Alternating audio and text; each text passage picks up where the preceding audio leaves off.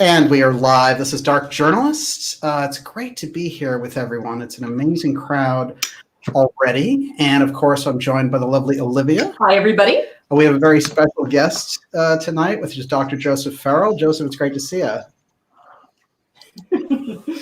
There he is. Joseph, are you out there? Can you hear me, Joseph? Hello, Daniel. I'm trying. Yeah, I'm trying to get rid of my echo.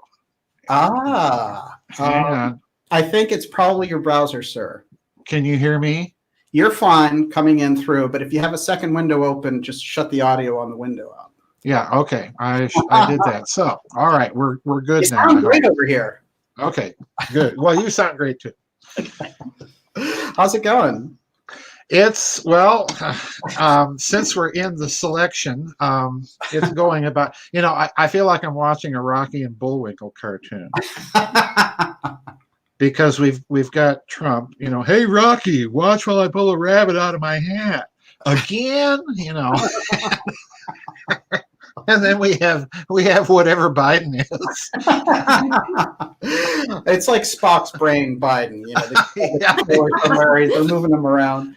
Yeah, it's just unbelievable. I mean, talk about theater. I mean, they had George Stephanopoulos with him in a kind of a town hall thing last night on ABC, and he was like, "How does it feel to have given so much to so many for so long?" Mr. Vice President. not borrowing any words from Winston Churchill, George. Exactly. This is the end of the beginning. I have nothing to offer you but sleep and more sleep. There is something fascinating. We shall sleep on the beaches. We shall sleep in the towns. And we shall never surrender the selection. And we shall never surrender while we sleep. I'll tell you, they have been giving him like shock treatments or something when it goes into the You gotta love those cherry tongue suppressors. Yeah, it's just unbelievable. It's pretty amazing. It's pretty amazing. And when he goes to an area in Michigan or Florida, nobody shows up. I mean, nobody. Yeah, I've seen that. I watched some lady reporter out in Arizona covering some event that he was supposed to speak at, and nobody. Zero goose eggs. This tells us a lot. Yeah. Well, yeah, and he's ahead by 15 points. Okay, really?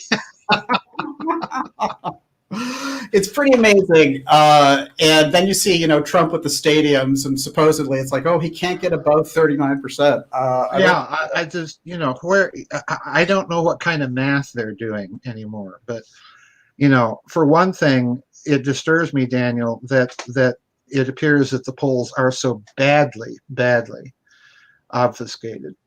Oh, yeah. That they're simply untrustworthy.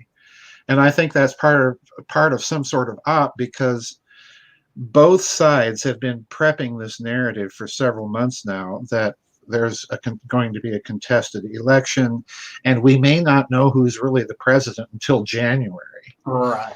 And that gives me great pause, because this whole COVID thing, this election cycle, is occurring right at the same time that these people are talking about major financial resets. We're watching a huge geopolitical realignment taking place just in the last 2 months vis-a-vis China.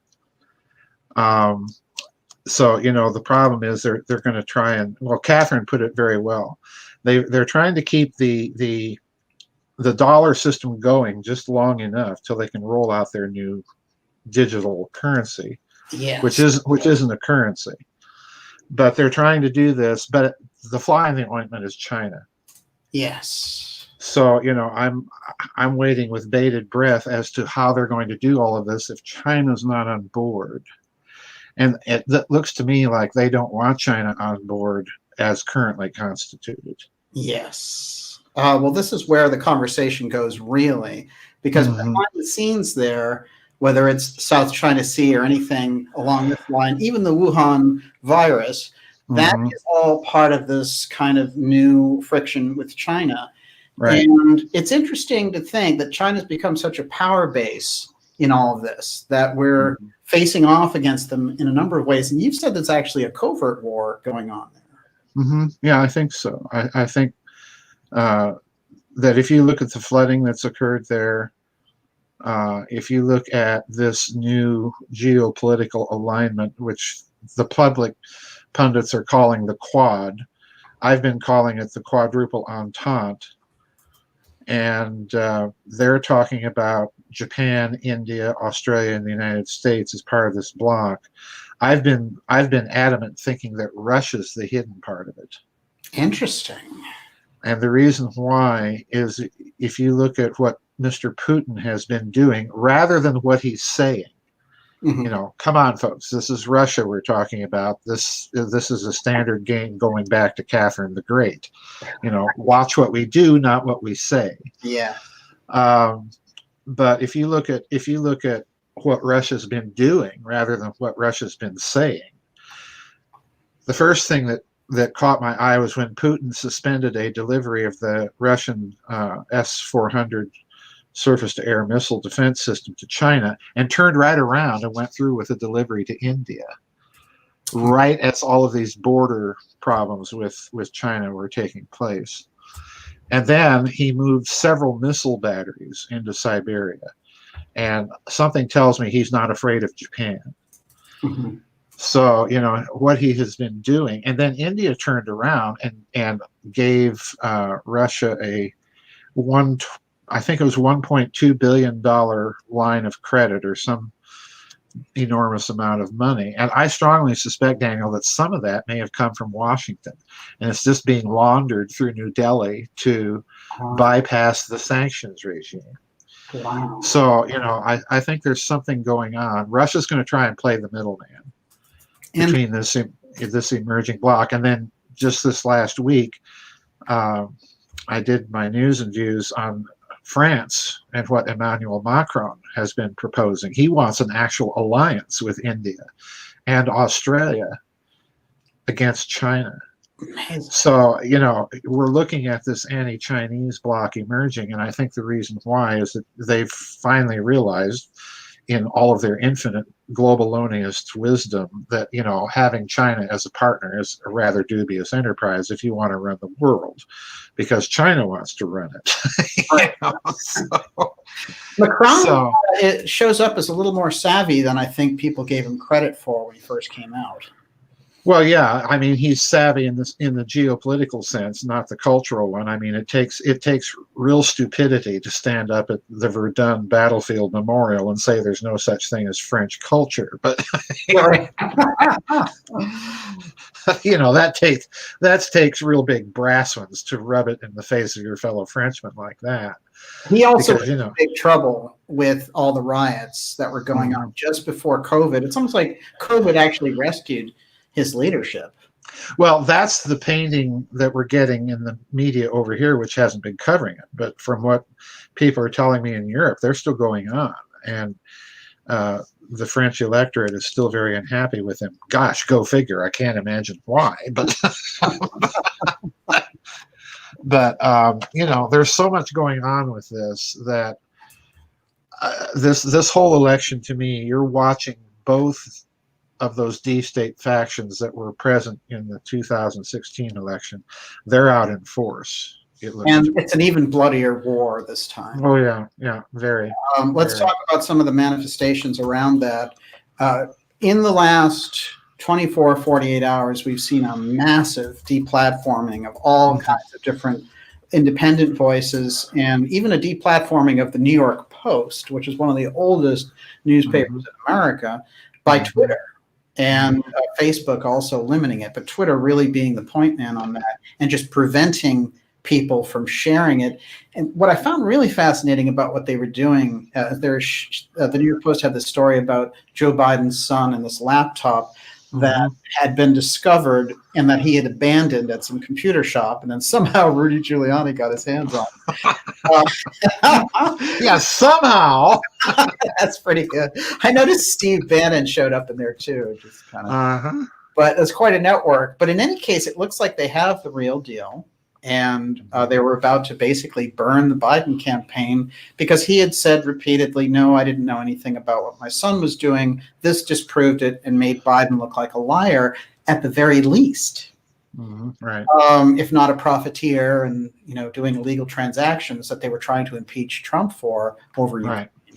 So that was a big deal, and they stopped it. They just stopped the story. The New York Post went full with it. The Twitter stopped it. Facebook stopped it. And then, so there were all these, this is a war when you come out that frontal, and you deplatform all these voices, but then you go after the New York Post. That's really hardcore. Yeah, that's very, very hardcore. And, as far as I'm concerned, you only take flack when you're over the target. Yes. And, I think that this effort to try and save Mr. Biden, who's running some sort of bizarre campaign, a friend of mine put it to me very bluntly, and I have to agree with him, that, we're watching the Democratic Party fall on its sword and commit political suicide. Right. And, being from South Dakota, I remember Senator McGovern very vividly. He was my senator, along with Carl Munt, when I was a boy. Oh, yeah. And McGovern was just plain stark raving nuts. Oh, but what we're watching, election. Yeah. And we're watching something that is way beyond anything George McGovern ever dreamed. Yes. In terms of nuttiness.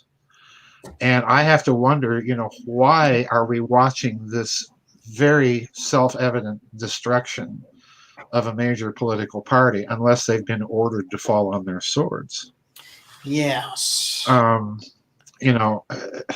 Having rallies that no one shows up to, not out on the campaign trail. And when he is on the campaign trail, he's met with all these Trump people. Right. So I have to wonder what's going on there. And then the in-your-face polling numbers, which are, to me, they seem to be so inflated in his favor, at least the ones you hear about. And then the sudden deplatforming. I mean, yeah, you're right. This is a full-on, full-court press, and they're making war on the American people in a certain way. And it's gone violent. Yeah.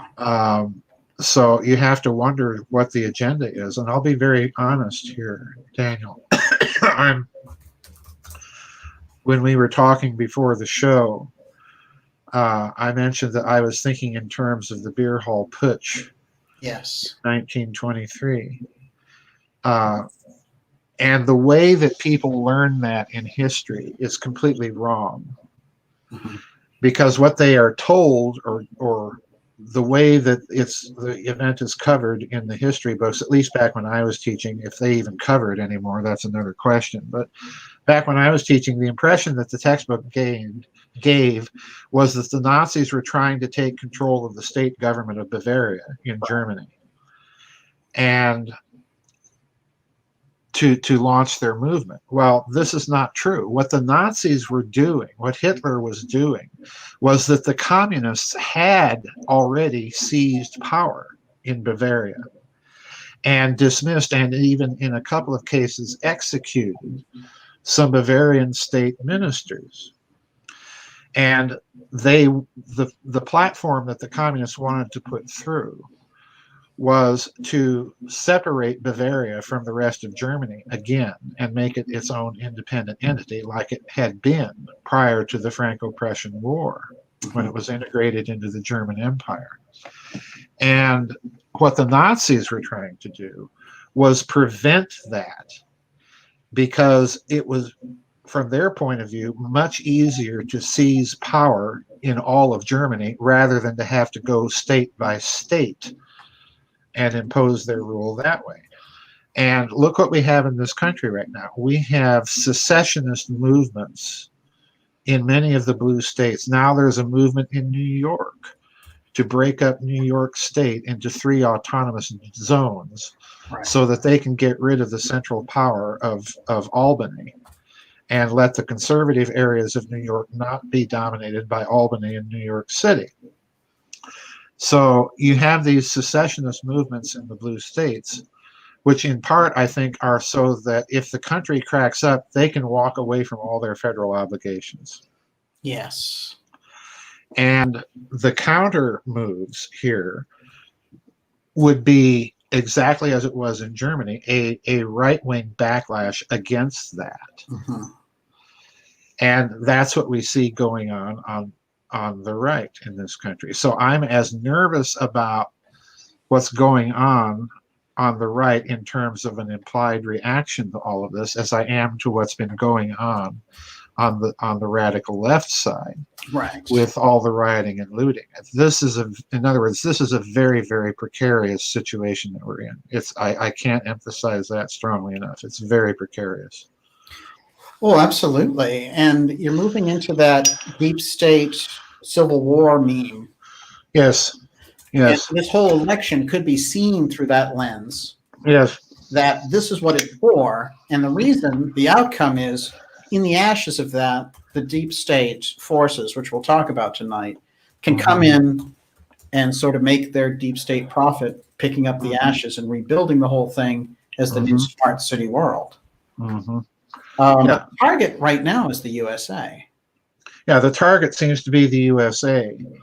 And here's the other problem, Daniel, the way I'm reading it, I don't know about you, is that Mr. Globaloney, and I mentioned this with Catherine a week ago, I think that Mr. Globaloney has so crossed some sort of economic financial threshold that none of their modeling works anymore.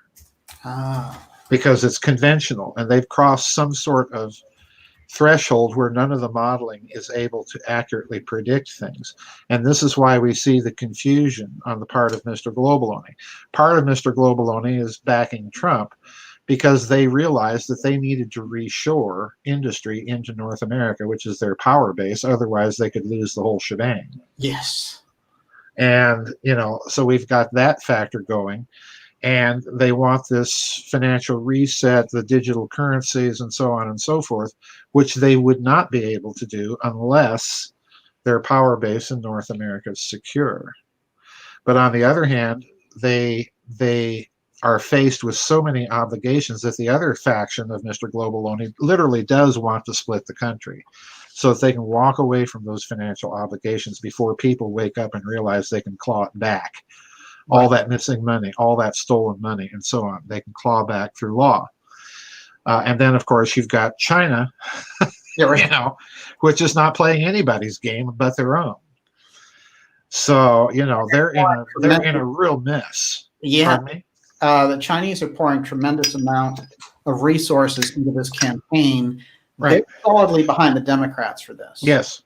Yeah, and that should tell us something. Yeah, absolutely. Well, it's interesting because we see the Pelosi, AOC, that whole sort of thing, which is coming off as Marxist.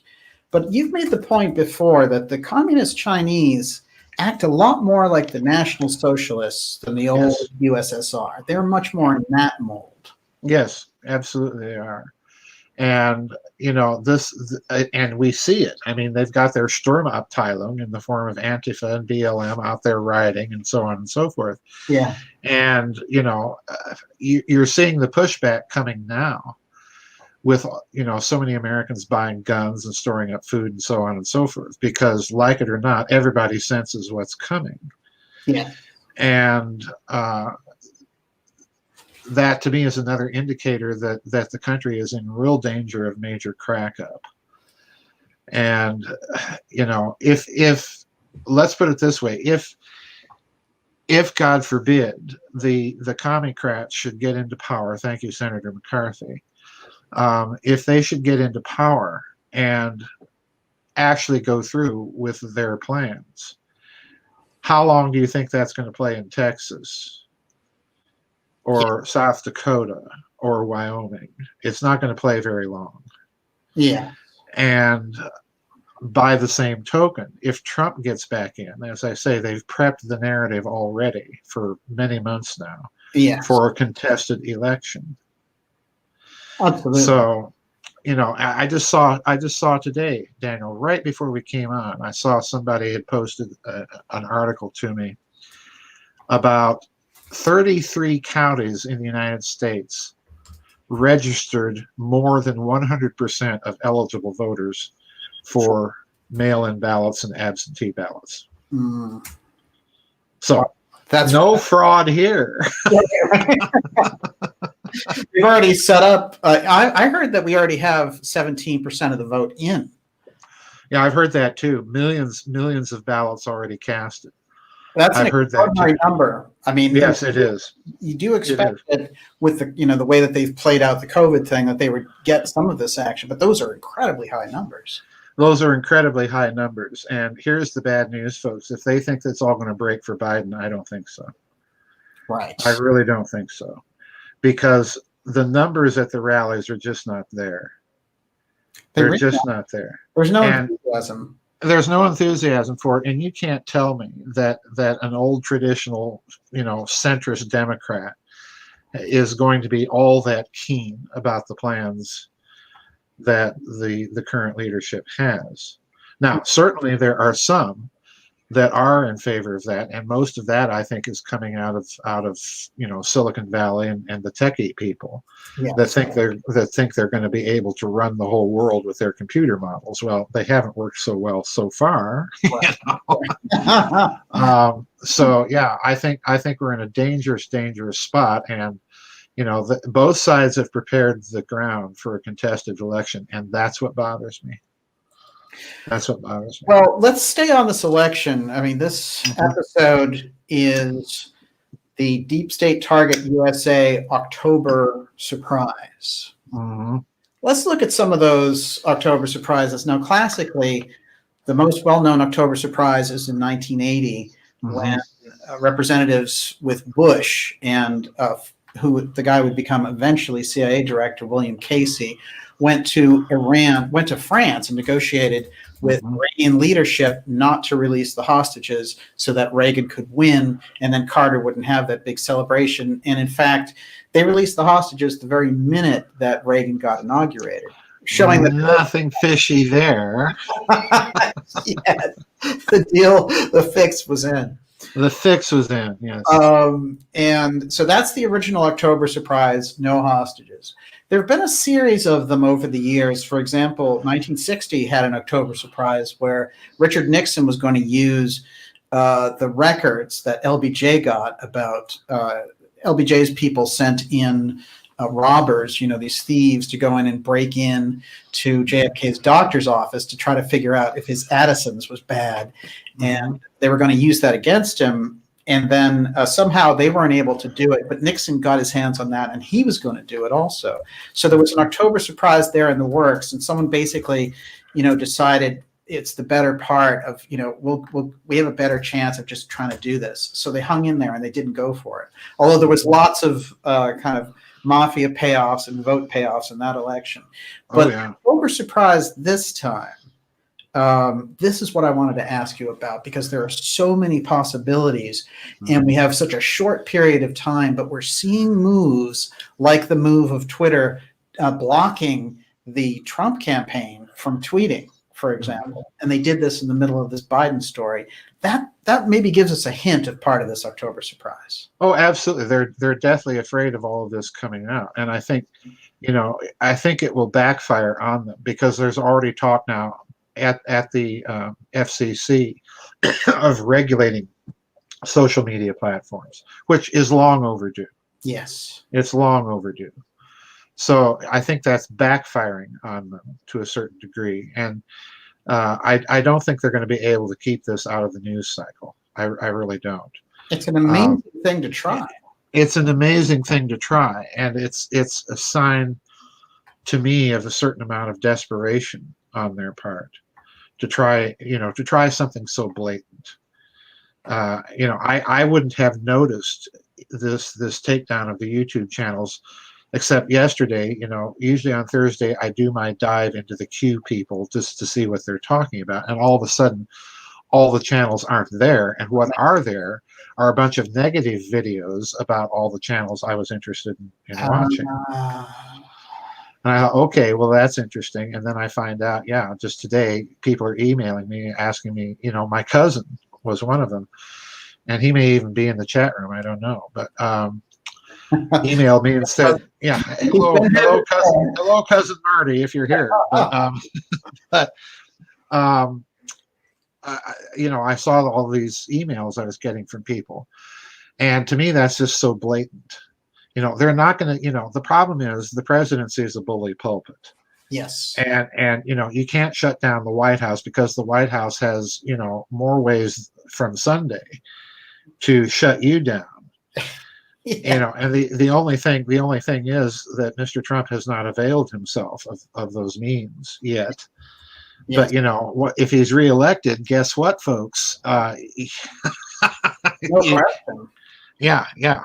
He's going to go after these people hard, and he'll smash that network of. He'll smash it. Twitter monopolies. Yeah. Oh yeah. Only for the mere fact that they acted against him so blatantly. Yeah. Yeah, well, they've been acting against him so blatantly for 4 years, and everybody sees that. Mm-hmm. That has an ounce of fairness about them. Yeah. I'm not gung ho for the guy. The guy has done a lot of stuff. Yeah. That drives me nuts. FASB 56 being right at the top of the list. Yes, absolutely. So it's important to balance out that point of view, because some people come into it and they're like, oh, I really want Trump to win, or I really want Biden to win. It has nothing to do, in a sense, with what we're talking about. No. Because there are differences for sure. When Biden says I want a mask mandate and I want forced vaccinations, I mean, he's completely, that's completely unconstitutional. So he flies right off the radar with certain people. Mm-hmm. But they've been able to train people into this kind of entrainment thing, and masks and all that are part of it. What I want to get at, though, is something you were talking about there with the Q stuff, because this is interesting. Because you and I have talked about this extensively, and it gets into very tricky territory, but let's do it this way. When Q came out, we looked at it very carefully, and we talked about how a lot of it, when it first came out, was reporting about this Las Vegas shooting. Yes. And it seemed to have access to a lot of interesting information about that. Mm-hmm. And then things started to change, and it started to act like a political PAC, putting out things in a kind of political way. And then it became like a soundbite machine, and nobody really knew who even controlled it anymore.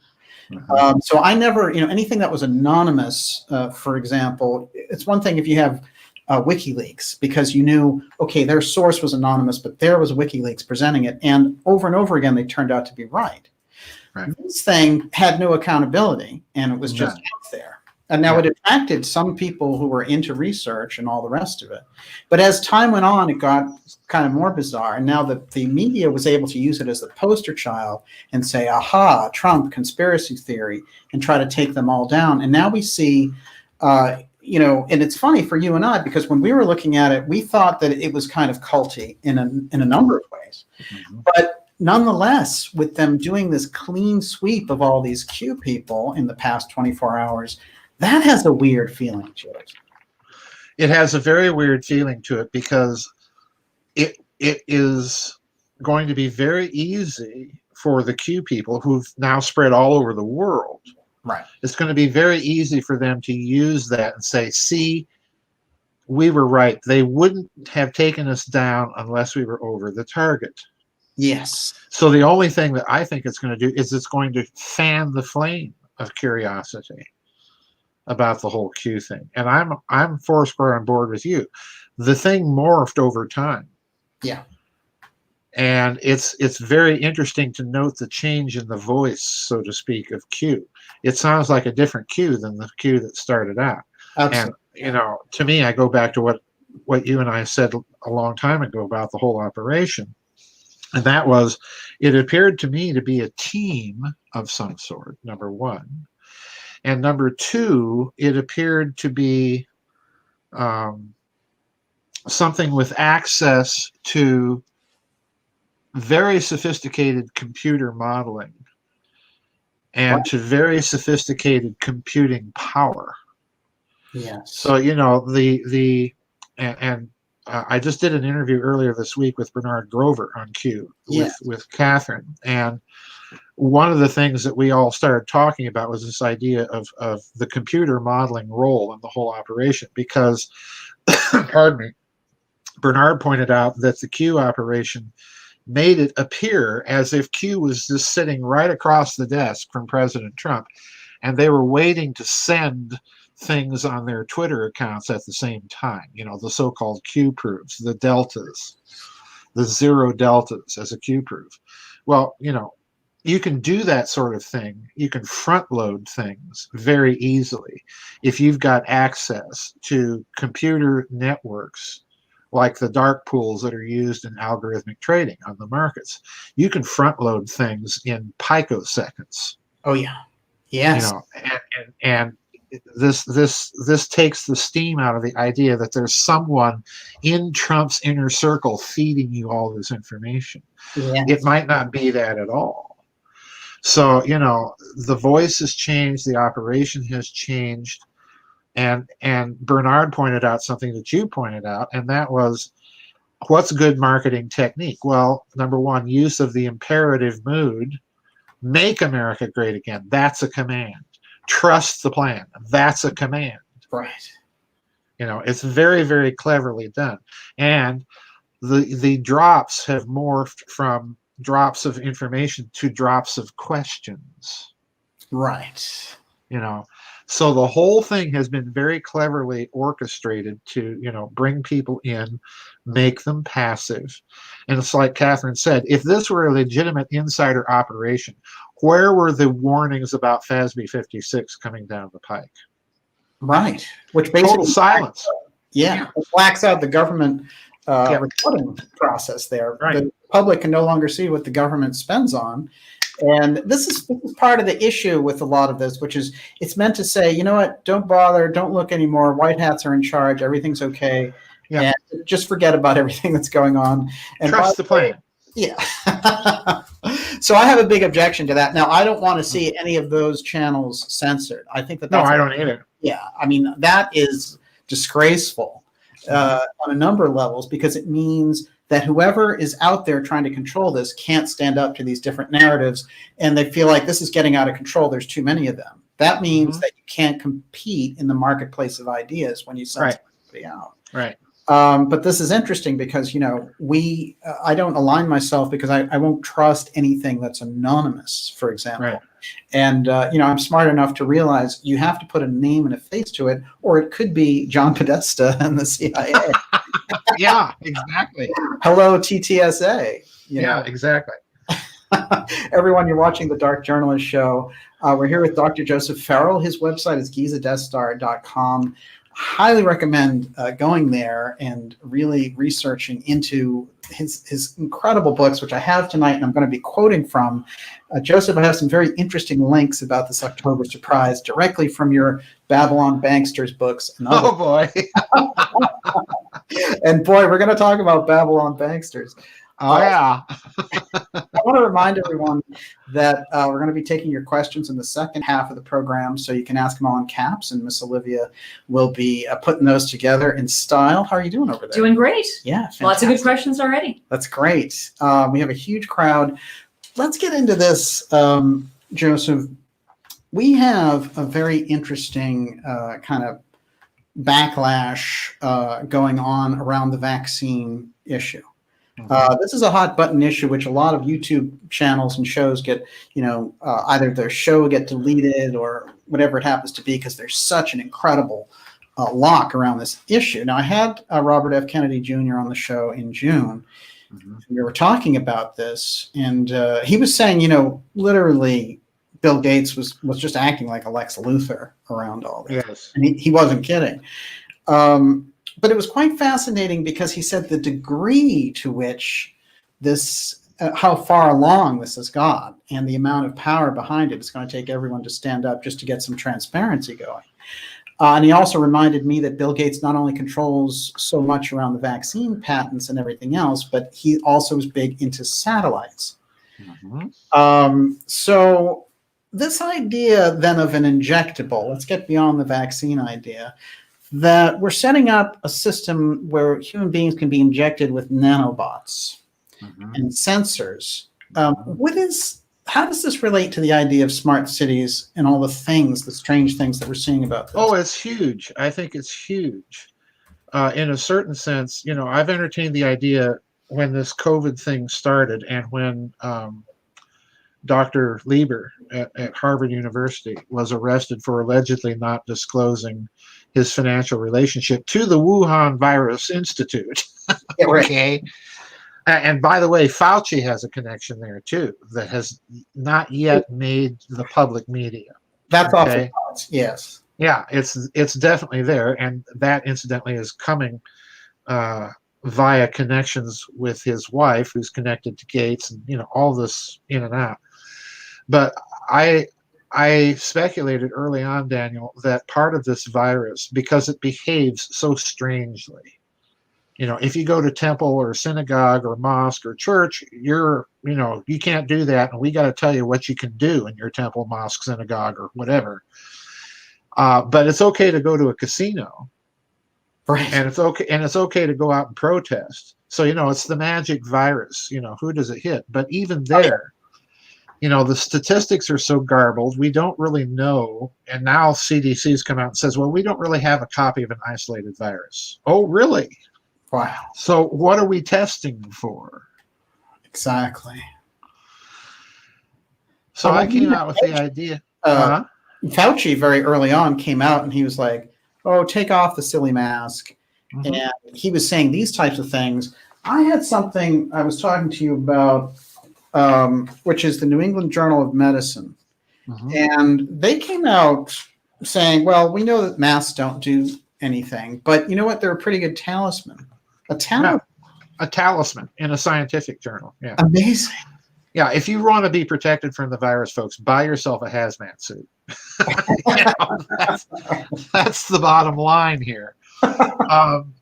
But I was toying with the idea that the virus may be a bioelectrical sort of thing. In other words, literally something that can be turned on or turned off by an electromagnetic signal over a region. And we know the Soviets did all sorts of research in this during the 70s. Yes. They were absolutely locked onto this electromagnetic medicine model.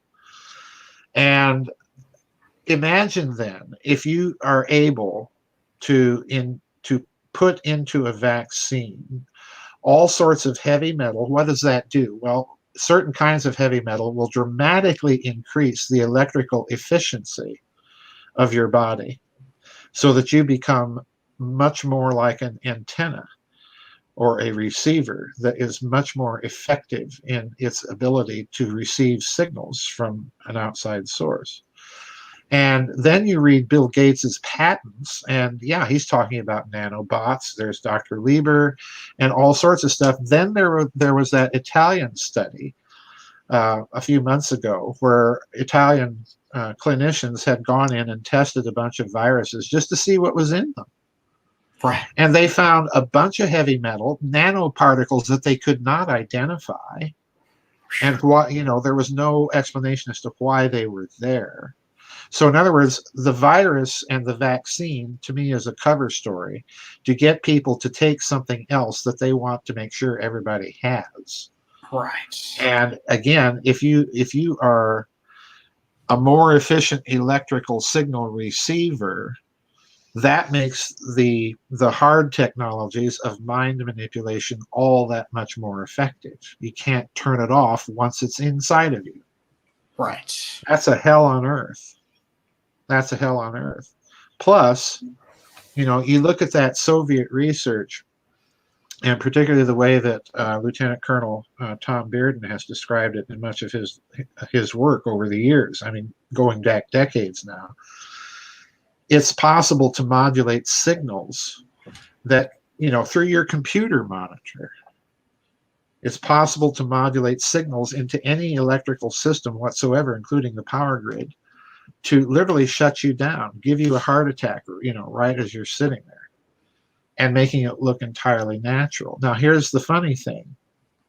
some of the electromagnetic energy signatures will look to a pathologist like the same types of symptoms as a respiratory disease. So stop back and think of all those flights of geese in Idaho dropping dead out of the sky, and we were told, oh, well, they contacted sudden onset bird flu. Well, yeah, that means they contracted sudden animal death bird flu at the same time, and it all developed at the same speed, and they all fell dead of sudden onset bird flu at the same time and fell out of the sky. Wow. It was activated. It was activated. Bingo. Turn on the switch. Ding, ding, ding. Right. So, Bill Gates's model then is the microsludge model of vaccination. Get your update downloaded now for free. Take our chip. Right. Sorry, folks. Virus updates over and over. Virus updates. Yeah. Bingo. And we all remember how bad the Microsoft software was over and over again. Precisely. This is fascinating. And of course, Gates and Fauci, that's a block. That's a block. And they're moving on in. If we were to go into almost other, let's look at the vaccine part a little bit deeper. Mm-hmm. What's interesting to me, and I grabbed a few quotes about this. There was a story that was rolling around here. It came from a bootleg video that was taken in 2005. And this was very interesting because it was this scientist giving a little exposition about the God gene and how they had developed this vaccine called Funvax. And it was to shut off the gene in the brain of these fundamentalists so they wouldn't, sort of have this suicide bomber mentality. They wouldn't, have all this going on. When it came out, Snopes and these other people tried to take it down, Reuters, by saying the conspiracy theory says that that's Gates that's up there. It clearly was not. But they tagged that along with it, and that they were able to debunk, and so they were able to kind of dismiss the whole video, which was basically a Pentagon presentation on a vaccine they were working on to shut off a center of the brain which goes into the spiritual belief system of a human being. Mm-hmm. When we look at where that's going, we talked a great deal about Rudolf Steiner on this show. Mm-hmm. And Steiner, although he's around in like 1920, World War I era, he's talking a lot about what they call inoculations at the time. And so he has a few interesting things to say about it. Interestingly enough, the Waldorf schools that he's so popular for creating are under great attack because they're not big into vaccines either. But that's a picture of Steiner there. Mm-hmm. A quick quote from Steiner, and then we'll get into this. And he says, I've pointed out that while human bodies will develop in such a way that certain spiritualities can find room in them, the materialistic bent, which will spread more and more under the guidance of spirits of darkness, will work against this and combat it by physical means. I've told you that the spirits of darkness are going to inspire their human hosts in whom they will be dwelling to find a vaccine that will drive all inclination towards spirituality out of people's souls when they're still very young. And this will happen in a roundabout way through the living body. Now he goes on here, and it's quite fascinating. And I want to say something here, which is I keep seeing kind of chopped up versions of this online. And I think it's great that Steiner's getting the interest. We try to always present his work because it's such a core foundation of what we do. But this lecture, this quote comes from Lecture 13, The Fallen Spirit's Influence in the World in Dornoch, October 27th, October 1917. That's where it's from. You can get the quote. It's actually part of the Steiner archives. It's very easy to verify, etc. I've been seeing some of them up there that misspell Ahriman, and there's all kinds of weird bastardizations of this, which make you wonder if it's just sloppy research. In any case, that's clearly there, and he has a track record of that. My question for you is, Steiner's vision there is that he can see down the road with the scientific materialism. This is where they're headed. There are these kind of spiritual and cosmological even like the mark of the beast type ideas that we've heard echo back there in religions.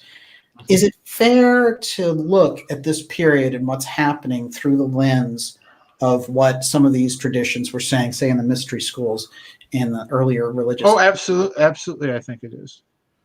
Absolutely, I think it is. You know, if let's put it in fundamental terms, if there is a God gene, in other words, if there is designed into our biological makeup a gene that inclines us toward the transcendent, toward God, towards virtue, morality, things like this. If there is such a thing, why is it there and who put it there? Right. In other words, you can go back to some of the very early church fathers, and they will be very blunt and say that the image and likeness of God in mankind is not merely confined to that part of us which is incorporeal, or in other words, completely spiritual. It's also by design in our very physical makeup. Right. And they will go so far as to say even the human form itself, you know, 2 legs, 2 arms, and so on, is in itself part of the image and likeness of God. And of course, in their thinking, they're thinking of the incarnation. If God himself becomes man, then literally you're seeing the face of God in human form when you gaze on the face of Christ. So they are very rigorous in tracing out all the implications of that doctrine, of that belief, in terms of their piety and in terms of how they think about things. So if you have someone like Rudolf Steiner, who is familiar with some of that literature, you know, he's growing up in Lutheran Germany, and, you know, the Lutherans, like it or not, are the ones that invented patristics as an academic discipline. Mm-hmm. So if you've got someone like that who's familiar with that literature, and he's kind of updating it, so to speak, in terms of a look at what's happening in the materialistic science world, he's going to say things like that. And incidentally, you can find very similar things to what he said in C.S. Lewis. So in other words, yeah, it's something that is falling out of their doctrine, and it's falling out of the way they're looking at where science is going. And lo and behold, yeah, that's exactly what people are saying now. Well, we got to get rid of all of that inclines humanity towards an obedience to conscience or transcendence or God or whatever you want to call it. Right.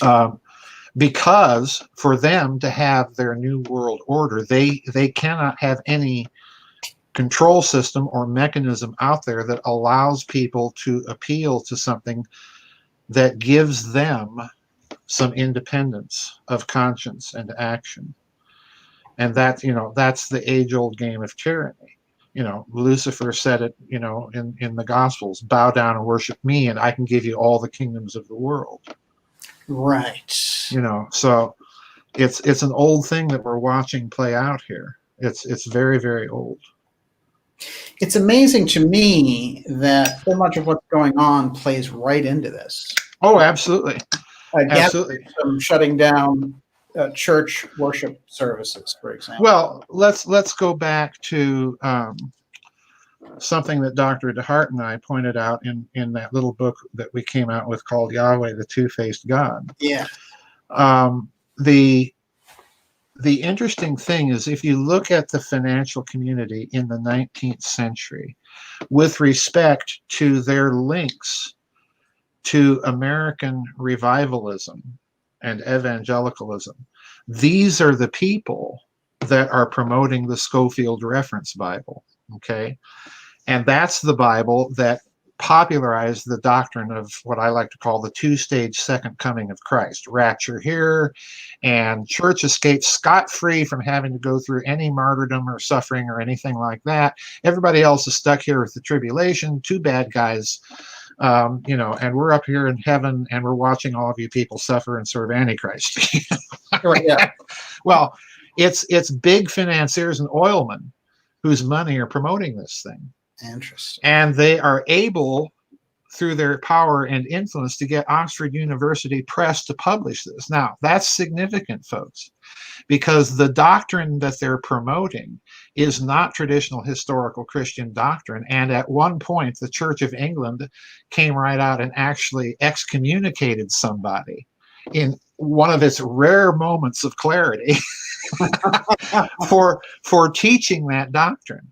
So in other words, what I'm telling you is no way would an Anglican press publish a book advocating things that are not part of the received doctrine of the Church of England unless there's a great deal of money behind it. And lo and behold, there is. Wow. So to make a long story short, the reason I raised that is if you look at what's going on now and what they're trying to put into place, it's like they've taken that dispensationalist reading of Christian eschatology and made it their playbook. That's what's frightening to me, because I've warned my people over and over again. The fulfillment is the deception.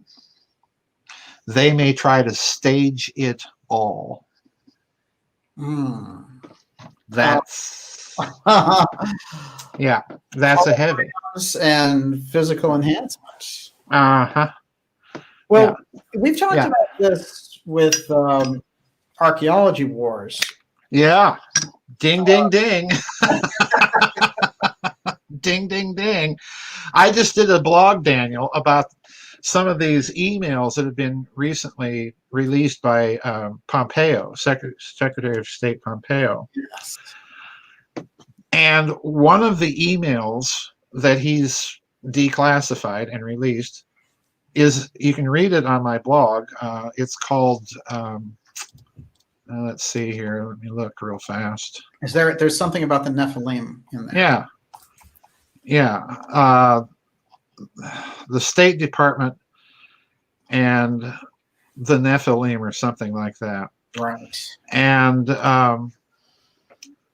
one of the emails is about the State Department, somebody at the State Department requesting all documents relating to the tomb of Gilgamesh. Oh, yeah. And the tomb of the tombs of the Nephilim. Wow. And talk about a slap in the face. To me, that's just an indicator. Yeah, there was something going on with the invasion of Iraq that had nothing to do with Saddam Hussein, alleged weapons of mass destruction. It had everything to do with kicking out the German and French archaeological teams in Iraq and putting our own in there so that we could gain access to those sites and control of the narrative. Now, question, why would you want to get tombs of the Nephilim? DNA. Yes. DNA. If you suspected that any of those people were still around, and I'm using the word people very loosely because they were a really really nasty lot. Yeah. If you suspected any of them were still around, how would you test for them? Since every record says they kind of look like us, walk like us, and quack like us. Well, DNA. And where are you going to get that? The original tomb. The original tombs. If you can sequence any of that DNA, if any of that stuff is still sequenceable, that's how you do it. So yeah, it's interconnected, and I think they're using a quasi-biblical, quasi-Quranic, quasi-Talmudic, template for all of this. Right. Well, this is very interesting to me because we saw a flood like around Zecharia Sitchin's work, a flood of Anunnaki researchers, and it was like at a certain point it was just saturated. And the Nephilim, if you look at the core idea of the Nephilim, there's so much good, solid, interesting background to what was going on there. But that's much more fascinating than any of the research that came out with this like simple idea that like, oh, hey, they're aliens. They came here, they enslaved us, made us make gold, and then they tinkered with us, the DNA, and that's the story. Like anyone can buy that story. And that's kind of like the Ancient Aliens franchise has gone off on that for 12 years, and it's gone round and round in circles. But the Nephilim encompasses a lot more than the idea of an alien. Yes, it does. Yeah. It does, because the Genesis story makes it very clear, at least if you are approaching it from the standpoint of traditional doctrine. In other words, the tradition that has been maintained with respect to it, it's very clear that these were the fallen angels, Right. literally the sons of God, that were able somehow to mingle themselves with human nature and produce offspring. And again, you find that story, and not just in the Bible, you find it pretty much everywhere you look, if you know what to look for. It's in the Popol Vuh and the Mayans, for instance. Right. But if you're dealing with fallen angels, every text that I've ever read indicates that these are not nice entities. That's putting it very mildly. They have kind of a spiritual habit that inclines them toward evil things and evil doing, particularly with respect to mankind. So yeah, it looks to me like they're invoking some sort of template here that's a very, very old thing. And that's bad news, because they're doing it all under the guise of science. Right. Follow the science, we keep hearing. Well, problem number one is science is not a dogmatic system. It changes. But to imply that it is a dogmatic system implies a narrative, and that's what we see being enforced. And it also implies an ability to shut down any countervailing narrative or any opposing science or what have you. And that, again, is also what we're seeing. So yeah, I think we're in very, very perilous times, to be quite blunt. Well, that's fascinating, actually, because if we think about the high priests of science, look how they're trying to make Gates and Fauci leaders, which is amazing, because neither of them have any leadership qualities. Gates can barely stand in an interview. Right. And he became one of the most unpopular people and spokesmen for this whole thing. He almost shut it down in reverse because he was so unpopular when he came out. The people were like, we're not going to deal with Bill Gates. But this is interesting to me because they are kind of like, Darwin, in a sense, ascended to this position, and even he didn't want it. But they put him up and they were like, you're the new God, and here's the God of science to replace the God of religion. Right. Yeah. It's coming out of, Daniel, I think, this inclination that we have had in the West since Rene Descartes to view human reason itself, as nothing but mere ratiocination. Whereas to the ancients, to a Plato or to an Aristotle or a Plotinus or whoever, or the Stoics, reason meant something more than mankind's merely ratiocinating powers. It also encompassed his passions. It encompassed his emotional life. And the rational person didn't neglect those things, but tempered them and balanced them. Because we call it intuition now. But to them, it was part of reason itself. It was inbuilt. We've gone on in the West for centuries now, thinking of animals as nothing but kind of automatons, reacting, to their instincts. And the problem is, instincts, just like reason itself, is a program. It's part of the software, and it's how we use that software. So we're watching the deification of something that ultimately then isn't human. Right. It's more of a machine. Because if you reduce human reason to mere ratiocination, it becomes digital rather than analog. And that's why, once you make that step, philosophically, that's why we've got the transhumanists. Well, we can download you and upload you. Right. Your personality is nothing but information. And again, that's another theological, to be blunt, that's another theological dilemma, because the West eventually came to equate the soul and person as the same thing. and they're not. The soul is part of human nature. The person is, so to speak, that in which the soul happens.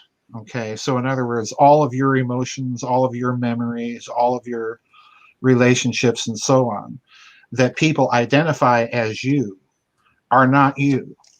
They're the things that are happening inside of you, but they don't, the sum total of them doesn't equal you. And again, this we've got to get it out of our minds that the inhumanness that we're seeing is something that came about by accident. It's a long process of some philosophical, metaphysical false turns, and some of the people advocating those false turns are doing so very deliberately because they've got to get rid of that component of humanity in order to make their plans work. Right. And that's the bad news. That part of humanity, I think, is more or less indestructible. Mm-hmm. And just at the moment that they think they've, look at the history of the Soviet Union, look at the history of Mao's China, look at the history of Nazi Germany, just at the moment that they have all of their wonderful technocracy in place, it begins to fall apart. Right. Because it is precisely inhuman. We are seeing signs of it falling apart. Mm-hmm. I saw a most bizarre thing. It is. Yeah. There was an interview of Wolf Blitzer talking to Nancy Pelosi. Oh, I saw that. Now, how do you rank that? This is very unusual behavior. I watched that and I'm thinking, okay, Nancy, here is one of your paid party shills whose allegiances have been clear from the get-go. And he asks you a difficult question and you launch on this tirade that he doesn't know what he's talking about, or that he's, implication there. The implication is he's fundamentally stupid. He's their guy. Yeah. She is, her responses have always struck me as the classic response of a narcissist. Yeah. Because remember what she said when she was confronted with having gone to a hair salon without a mask. Oh, yeah. And her response was that of a classical narcissist. A classical narcissist is never sorry for what they do, or is never sorry when they're caught out in a hypocrisy. They're always sorry for what you feel about it. Yes. Now, to me, that's narcissism. So in other words, all she's concerned about is her own power. She does not give one tinker's damn about any of her constituents that are wallowing in drug needles and human feces and so on and so forth. She's only interested in her power, and it's time to get rid of the you-know-what. I was about to use a naughty word. but she was set up, though, Joseph. Oh, yeah, she was set up. Yeah, just like Wolf Blitzer set her up. I mean, come on. If you can't answer a simple question from a friendly journalist, yes, then you have no business trying to pretend that you're representing people. That shows a fracture. I see those. Yes, we're seeing them a lot, actually, and we saw them originally with Bernie's movement. Yes, it was kind of like Bernie and the neoliberals going at it. Yes. And Bernie, in a lot of ways, it was a genuine movement, whatever somebody would think about it. It had real excitement. Right. There were real, it was kind of like its own version of kind of Marxist Trump. Mm-hmm. But what the Democratic Party did is they splintered themselves there by basically moving Bernie to the side and putting Biden out as the front man. Mm-hmm. And it seems like Bernie went along with it nicely enough, but the people who were setting up who were really committed to that Bernie side of things, the Bernie brothers, they really felt jilted. Oh, and I don't blame them. Yeah. Because what Bernie was to me was kind of the Democratic equivalent of Ron Paul. Yes. And look what they did to Ron Paul, the Republican establishment. You're not allowed in the convention. Right. Thank you, Mittens Romney. Yes. You're not allowed in the convention. So along comes Trump. Now, try and tell me that Trump didn't garner just because he was an outsider, garner a lot of support from the Bernie supporters and a lot of support from the Ron Paul supporters. Yes. And that's the contingent that makes the difference now. That's the contingent that makes the difference now. Yeah. You know, and, you know, whatever you say about Bernie Sanders, what Sanders, if you listened carefully to him, you know, I'm not a socialist, folks, so don't worry, I'm not sliding into Marxism here. But what Sanders was also saying was, we spend all of this money on defense and we don't even know where all of it's going. We could easily fix some of the other glaring problems in this country with that money. Right. That's what he was saying. And that's a heresy. That's a heresy. Yeah. Just like Trump not doing foreign wars is a heresy. It's just like Trump not doing foreign wars. And let's go back to Ron Paul. What was he saying at the time? Well, we're spending all this ridiculous amount of money on defense. Yeah.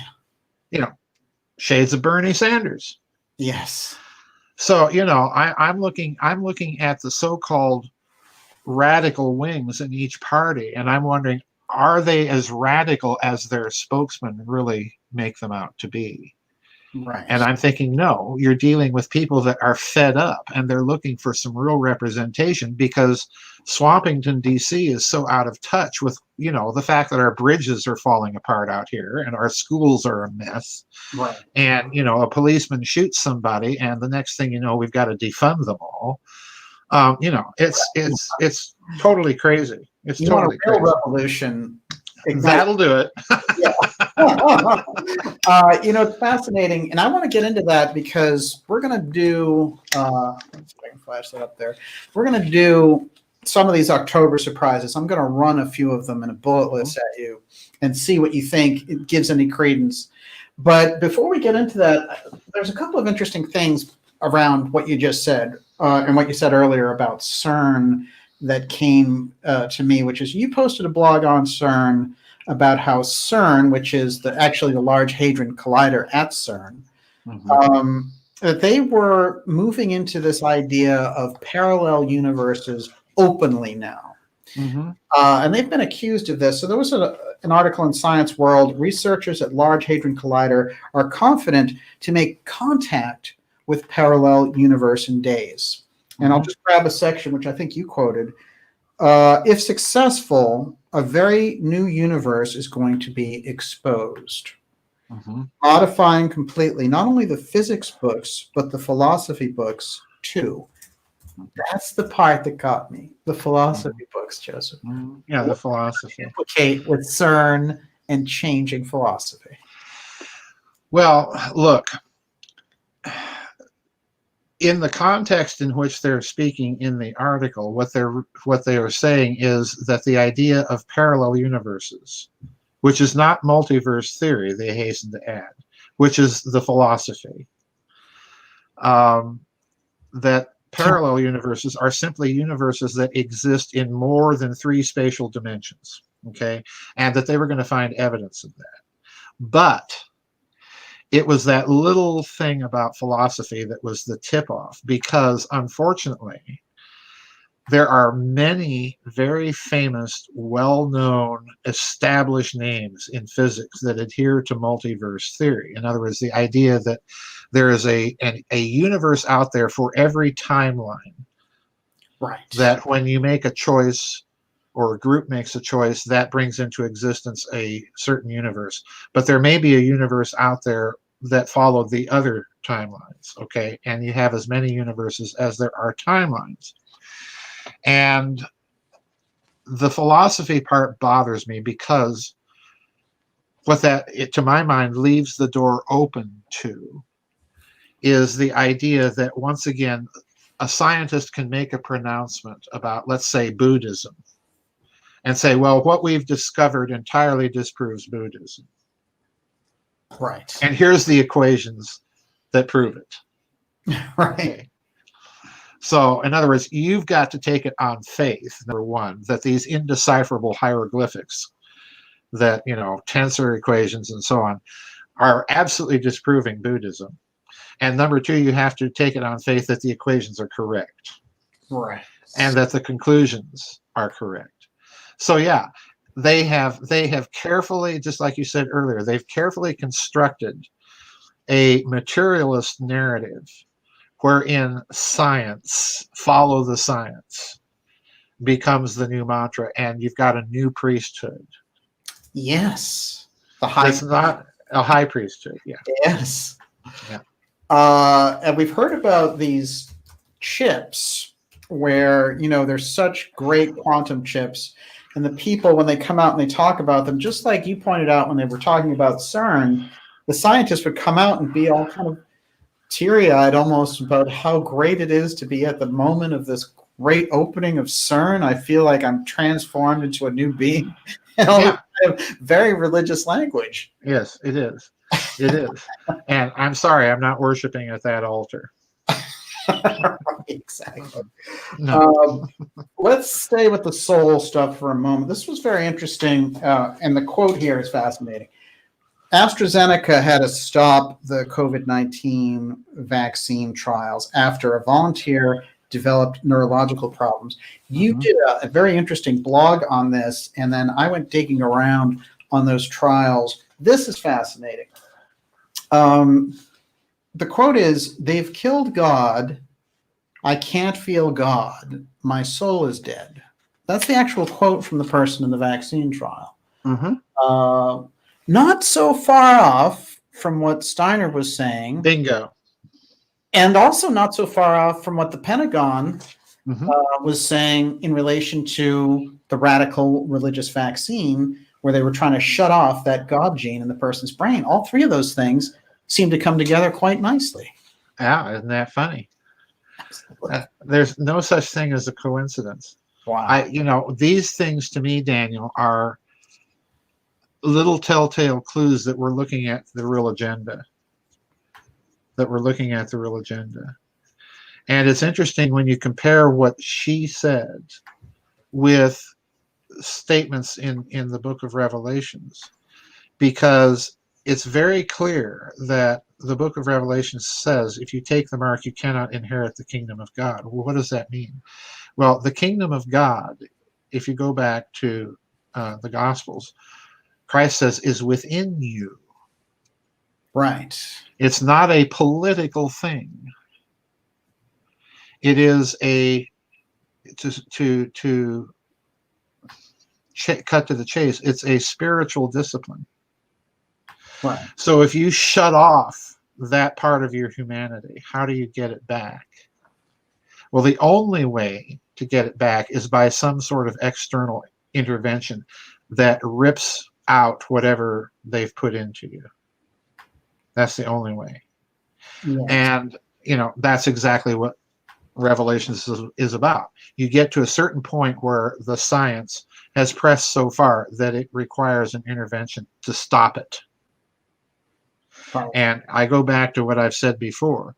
It looks to me that after World War II, that the national security establishment was worried about precisely that problem, and how do they short stall it? How do they forestall that possibility? Well, the way I think that they've figured out was, well, let's try and sneak it in and do it gradually. And again, I don't think they're going to be successful, because what they're doing, she has, in other words, that quotation is very interesting from another point of view. She has enough of her humanity left that she's noticed it. Yes. And it's a problem to her. Yeah. So they weren't able to turn it off entirely.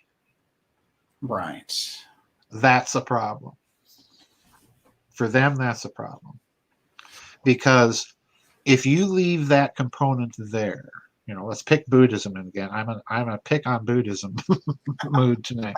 But if you look at Buddhism, for example, you have an entire tradition of disciplines and spiritual exercises and practices and meditations and so on that are designed precisely to free you from entanglement with the world, to get in contact with the divine, with transcendence, whatever you want to call it.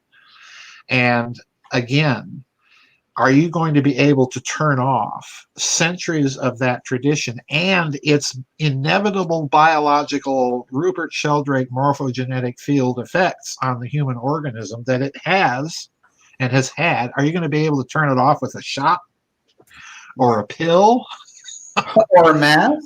or a mask? Yeah. No, it ain't happening. And these folks are such, this is the problem with these people. They're such materialists that they cannot think outside of that box. Right. And they're presuming to lead the rest of humanity, most of which has thought in those terms for most of its history. And they're planning to do this in, the twinkle of an eye, to quote St. Paul, and it ain't going to work. It's not working. Case in point, her quotation. Well, what's interesting is they seem to abdicate all their leadership because there's no ethics involved in what they do. There's no ethics and there's no morality. Yeah. If the end goal is this great, glorious new world order where everybody's getting along in peace, well, they're getting along in peace because they're part of a hive. They're part of a collective. Yes. They're the shaped stones in the Masonic ashlar. And this is transhumanist fantasy. Yeah, this is the transhumanist fantasy. They've been telling us this. The secret societies have been telling us what they really are all about all along. And unfortunately, again, it's anti-human. We're not blocks in a pyramid, unable to move. Right. There's a couple of things with that, actually, because I want to look through the eyes of the transhumanists for a moment, which you do. Sure. Very well. And you've been warning us about them for a long time. I want to put that on the record because over the last couple of decades inside of your work, you've been pointing out the kind of Kurzweil transhumanist mentality that's saying, I'm merging in with these machines. And by the way, I'm coming in from an occult viewpoint, which is I'm going in because I don't want to go up the tree of life in the spiritual fashion. I want a shortcut, which is I'm going to jump from animal to mineral and move up this way with my consciousness so I can leave all that spiritual stuff behind and just become this immortal, super kind of scientifically material being that bypasses all that. Yeah. Yeah. Well, guess what? That locks you into an everlastingness of no morality, no joy, no beauty, no love. In other words, you're trying to imitate Lucifer. Right. Yes. Yeah, that's not a future I want. That's where they're going. Everyone, you're watching the Dark Journalist program. We're here with Dr. Joseph Farrell, and we're going through some of the things from Babylon's Banksters to hidden finance, rogue networks, and secret societies, which I'm going to quote from in a moment. Some of your very classic books, Covert Wars and the Clash of Civilizations, which a lot of the conversation, although you wrote the book maybe 3 or 4 years ago, a lot of the conversations that we're having, really those things you presage so well in those books. And we're going to get into that because I have another interesting quote there in relation to what's happening. And I also want to remind you that we're going to take questions in the second part of the program that's coming up. Ask them all in caps, and Miss Olivia will be dishing those out for us. How are you doing over there? Doing great. I already have enough questions. That's great. And we have a huge crowd tonight. I do want to point this out. The name of the Pentagon briefing that I was referencing, Pentagon briefing on removing the God gene, quotes, fun facts. You can find it on YouTube and on BitChute. And that's just the idea of what it is if you need to find it. Yes. I need to take a very brief break. So while you're talking about this, I'll be right back. I have plenty to yammer on about. We'll see you shortly. That is, wow. This is Dr. Farrell right out of the gate. A lot of people are saying this is the best episode that they've been in a really long time. Wow. Well, it's incredible because I'm going to point this out. We got Professor Peter Dale Scott out of retirement recently, and he came on the show and he delivered 2 amazing shows that I highly recommend. And he also gave me about a 10-page definition of the deep state. which, he hasn't done anything on this since 2015. And we had been doing interviews with him every year right up until about 2017. But I had a feeling about this, and he had a feeling about this, and we came together and we did these episodes. And then Catherine Fitz came on, and as I was referencing RFK Jr., all of these people in the background, all these conversations that are happening, it seems like everyone has this sense that this is such a crucial period of time. It is right in line with the election because that's like the focal point.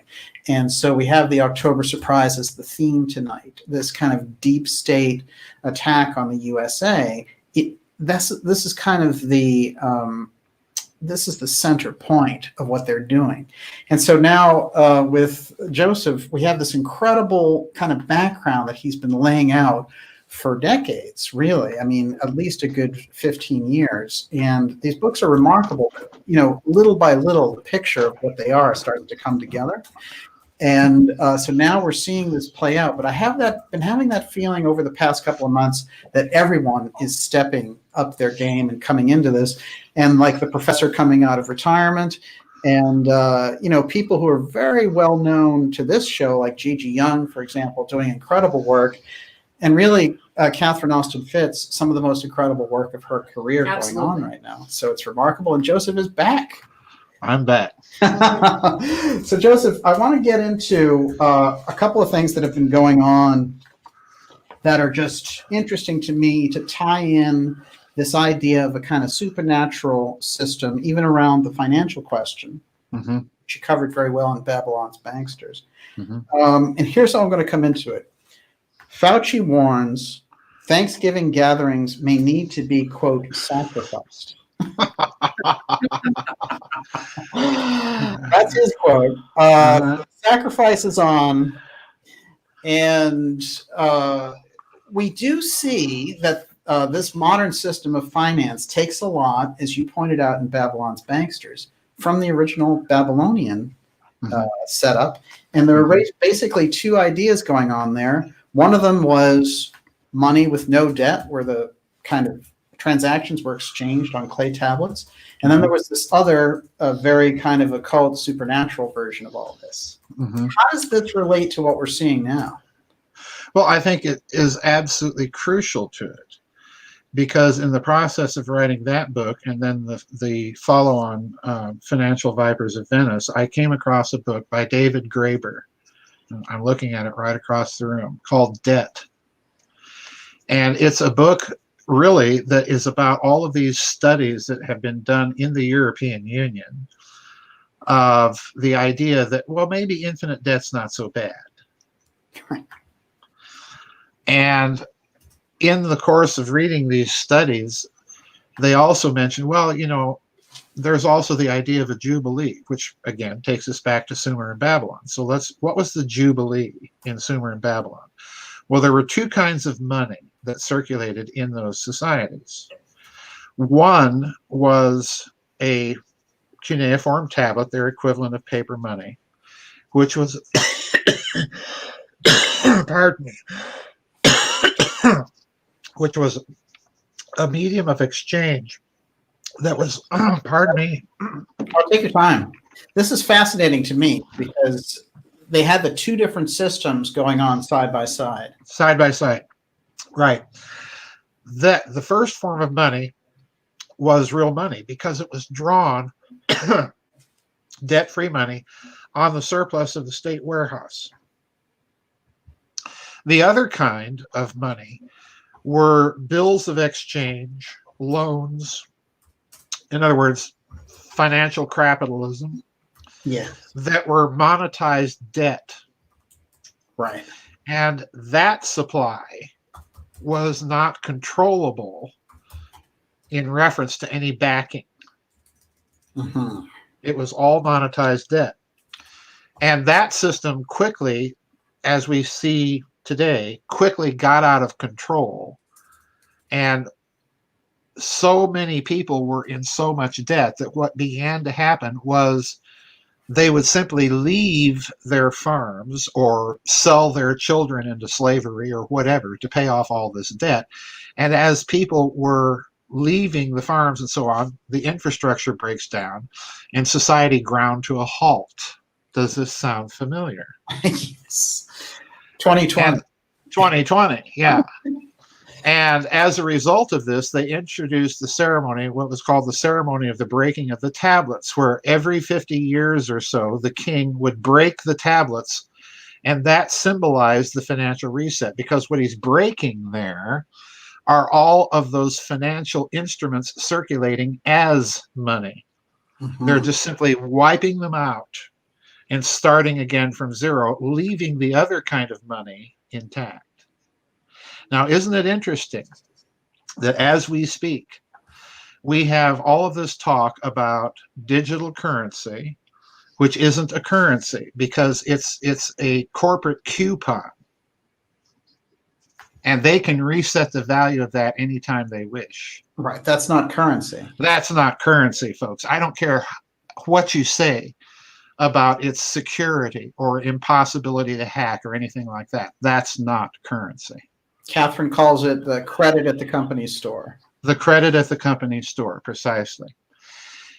A currency has a value established by law. Think what the Constitution does.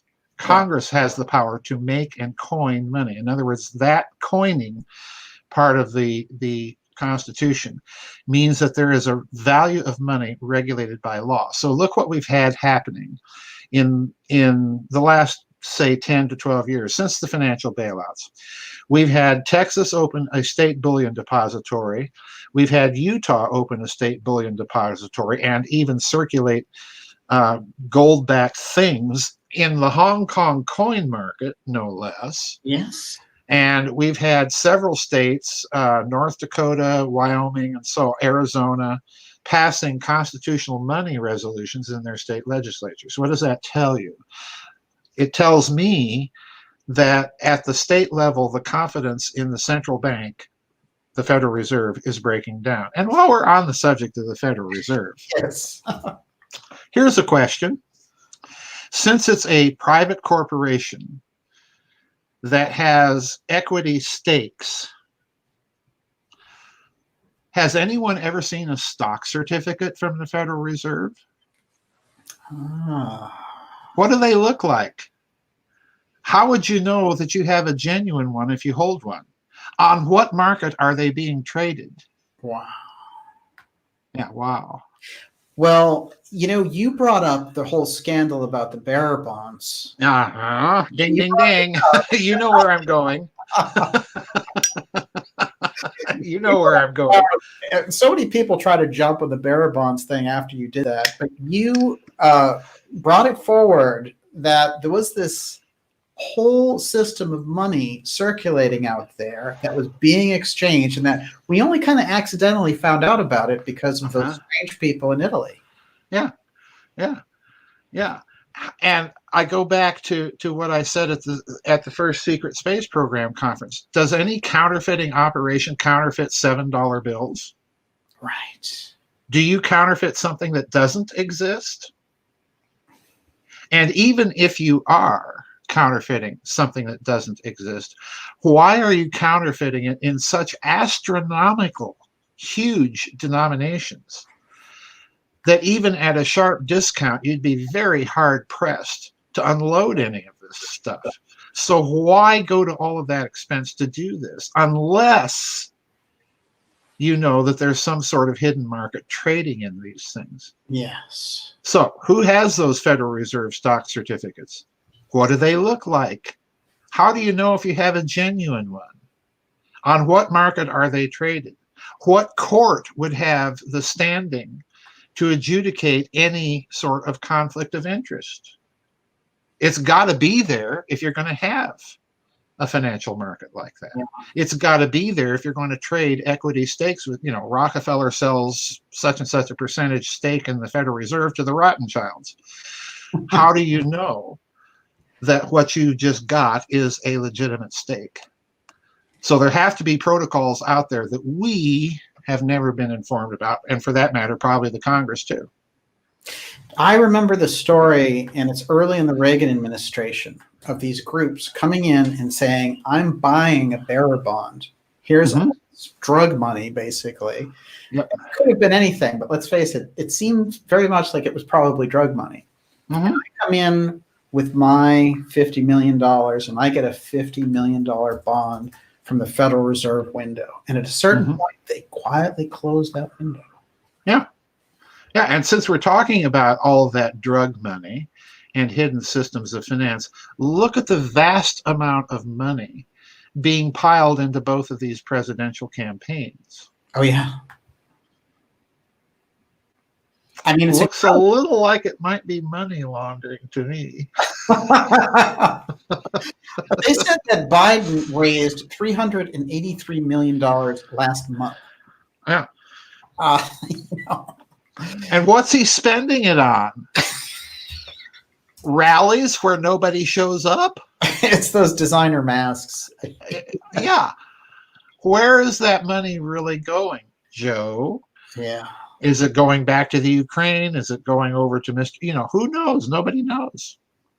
Nobody knows. Can you jump? That's a really excellent point. And this election is a wash in funny money. Oh, yeah. Gosh, we've got a president that was into casinos. No money laundering ever takes place there. Hello, Adelson. Adelson just dished out $75 million for Trump recently. Really interesting. And you've described how the deep state on this is like a seesaw almost. Uh-huh. You've got the deep state, the CIA deep state behind Biden, and that whole end of things, the neoliberal pot of gold. We're going to make lots of money with China and the North American free trade zone. That's what America will become, a big corporate zone. And then there's Trump, and Trump has the original North American manufacturers that clique inside, deep inside. That's Fortress America clique. That part of the state. He has a part of the mafia on his side. He's got the direction of Roy Cohn. He has that deep instruction about how the system works. And how well did Roy Cohn know that system, Joseph? Oh, you're the one that coined the phrase that he's the original swamp creature. And I've been using it ever since because that's true. Yeah. No Roy Cohn, no Trump Tower in New York City. Exactly. It's that simple, folks. And Cohn, let's remember, Roy Cohn was intimately connected to the Bronfmans. In other words, that puts Roy Cohn right in what we're now calling the Epstein network. Yes. And, talking about homosexuality and those kinds of networks, well, let's go all the way back to the Army McCarthy hearing, shall we? Right. And what was all that about? Well, it was all about Roy Cohn and his homosexual lover. And it was clear to everybody, even though they weren't saying it on national TV, it was clear that that's what it was really all about. And McCarthy's caught in the middle of it because he's probing a little too deeply for the military's good into certain goings on at Fort Monmouth. Right. I feel kind of sorry for the guy, as a matter of fact, for getting hauled in for that one. He stumbled in there. He stumbled in there. He was working on something else. He was working on something else, and lo and behold, he finds out all. By the way, that story ain't over. Yes. I'm researching. There's a third one coming. Well, not necessarily a third McCarthy book, but I stumbled onto something researching another book I'm writing right now. And all I'll say is it concerns Fort Monmouth, and at that time, and so I'm thinking, oh boy, if I had been McCarthy at the time, I probably would have thought I better maybe shut this down on my own before I go any further. Well, let's work off your clue for a second, and I won't make you give up your secret about what the new project is. But in 2 books on McCarthy, which were stunning because they finally dealt with these transcripts that weren't available. Right. and for years for researchers. And you went in there and you found McCarthy and Cohn talking about Project Blue Book. Yeah. Which is the official government program around the research exercise about, oh, well, the Air Force is looking into these UFOs. And by the way, we're going to tell you the results, which they know. But the upshot is, over and over again, in the really intense parts of the questioning about what was going on at Monmouth, Blue Book comes up. And the security protocols around Blue Book. That's a mind blower. Oh, that's huge. It not only Blue Book comes up, but at certain points, and you just know that McCarthy and Cohn are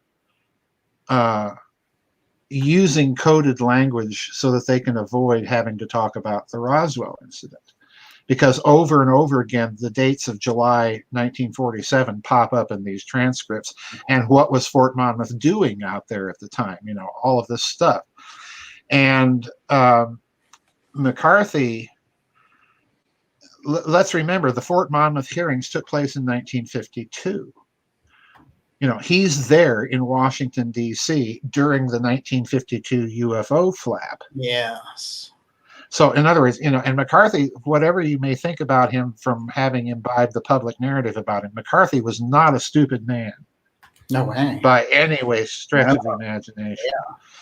And he was, I call him a shameless opportunist. In other words, he was a typical politician. So he knew how to speak in code when he had to. Sure. And it's very apparent that this is what he's doing in those transcripts when he's asking questions of various military witnesses that he's called before his committee. And Cohn, is right there in the thick of it. And in my opinion, probably had been put into the thick of it by none other than J. Edgar Hoover, whose proclivities we are well aware of, and they would have fit Roy Cohn's proclivities, to a T. So they were a gay social circle. They were a gay social circle, precisely. Yeah. And you put Roy Cohn in there, who is involved in this committee research from the get-go and knows all the details. And then you put him in connection with Trump. There's no telling what Mr. Trump may have learned. And let's remember something else about Mr. Trump. Who else is he good friends with? John F. Kennedy Jr. Yes. So there's a good reason why the deep state, a certain segment of the deep state, has been panicked about the man. From the word go. From the word go. Because, Trump, whatever else you say about him, he may look like he's all bluster and, stuff on Twitter. But when you really examine him, he holds his cards very close to his chest. Unbelievable. Yeah. The UFO file is one of those cards. And the UFO file is one of those cards. And he's been talking about that too. Well, I'll see if I can get to the bottom of it. Yeah. Well, like you don't already know a little bit. Trump says he'll take a good, strong look at whether UFOs exist. Yep. That's the latest quote on it. Again, dangling it out there. Yep. Not going into detail. Right. He did this with Roswell also. I want to bring this in about Cohn, Nixon, Trump, Kennedy around the UFO file. Mm-hmm. Something interesting happened, which is, through the X series, we've been detailing that Trump-Nixon connection for a long time, and we had this whistleblower, Robert Merritt, talk about how Nixon had left behind materials related to the UFO file. Mm-hmm. And it's been interesting over time, and Merritt has actually passed away, but the things that he brought forward seem to every day becoming more and more true out there. So in any case, we spotlighted a letter that Nixon had written to Trump, and we postulated a much larger relationship. Recently, September 24th, it came out in major publications through the Nixon Foundation that there were 36 letters that they were releasing that were exchanged between Trump and Nixon. And that's the headline there from the New York Post is, letters between Trump and Nixon revealed previously unknown relationship. Well, it wasn't unknown if you were watching the X series. all the things we were doing with it. But the upshot is this: that relationship, which they only on display, they actually put 9 of those letters out there. So there's another 27 letters floating around.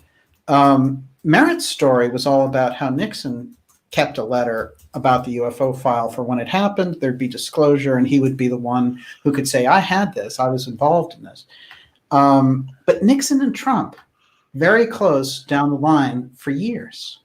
Nixon knowing a lot about the UFO file. Trump and Roy Cohn, Trump getting that education. Trump knows all about the UFO file. Oh, absolutely. I think he does. I think, if you factor in President Kennedy, President Nixon, Roy Cohn, President Trump, and even to a certain extent President Reagan, yes, and President Clinton, you find this UFO thread running through all of these administrations. Right. And the way it looks to me right now is, with this talk of financial reset and so on, plus the fact that you see this emerging bloc against China, and many participants in that bloc have just recently signed the Artemis Treaty regarding the moon. Oh, yes. Yeah, oh, yeah. That's huge. Quick thing on Artemis, because that's fascinating. Well, the Artemis Treaty is a treaty that America proposed regarding how we're going to go to the moon and mine it, basically, and establish a permanent human presence there. And so far, interestingly enough, Japan has signed on. Amazing. Canada has signed on. I think Great Britain. I think France. I think India. In other words, basically everybody except Russia and China. And important to note, Russia hasn't decided what it's going to do yet. Oh. Everyone wants to be with Artemis. Yeah. Yeah. Now, I suspect eventually Russia may sign on or work out some sort of special protocols for being a part of it. Because, like the Russians put it very bluntly, if they're going to get there now, we're the only ones that have the equipment to do it. Right. And they're right. Yeah, right. They are. So, I suspect that you're watching, regarding the moon, you're watching the extension of the geopolitics taking place down here, up there. They're trying to lock China out.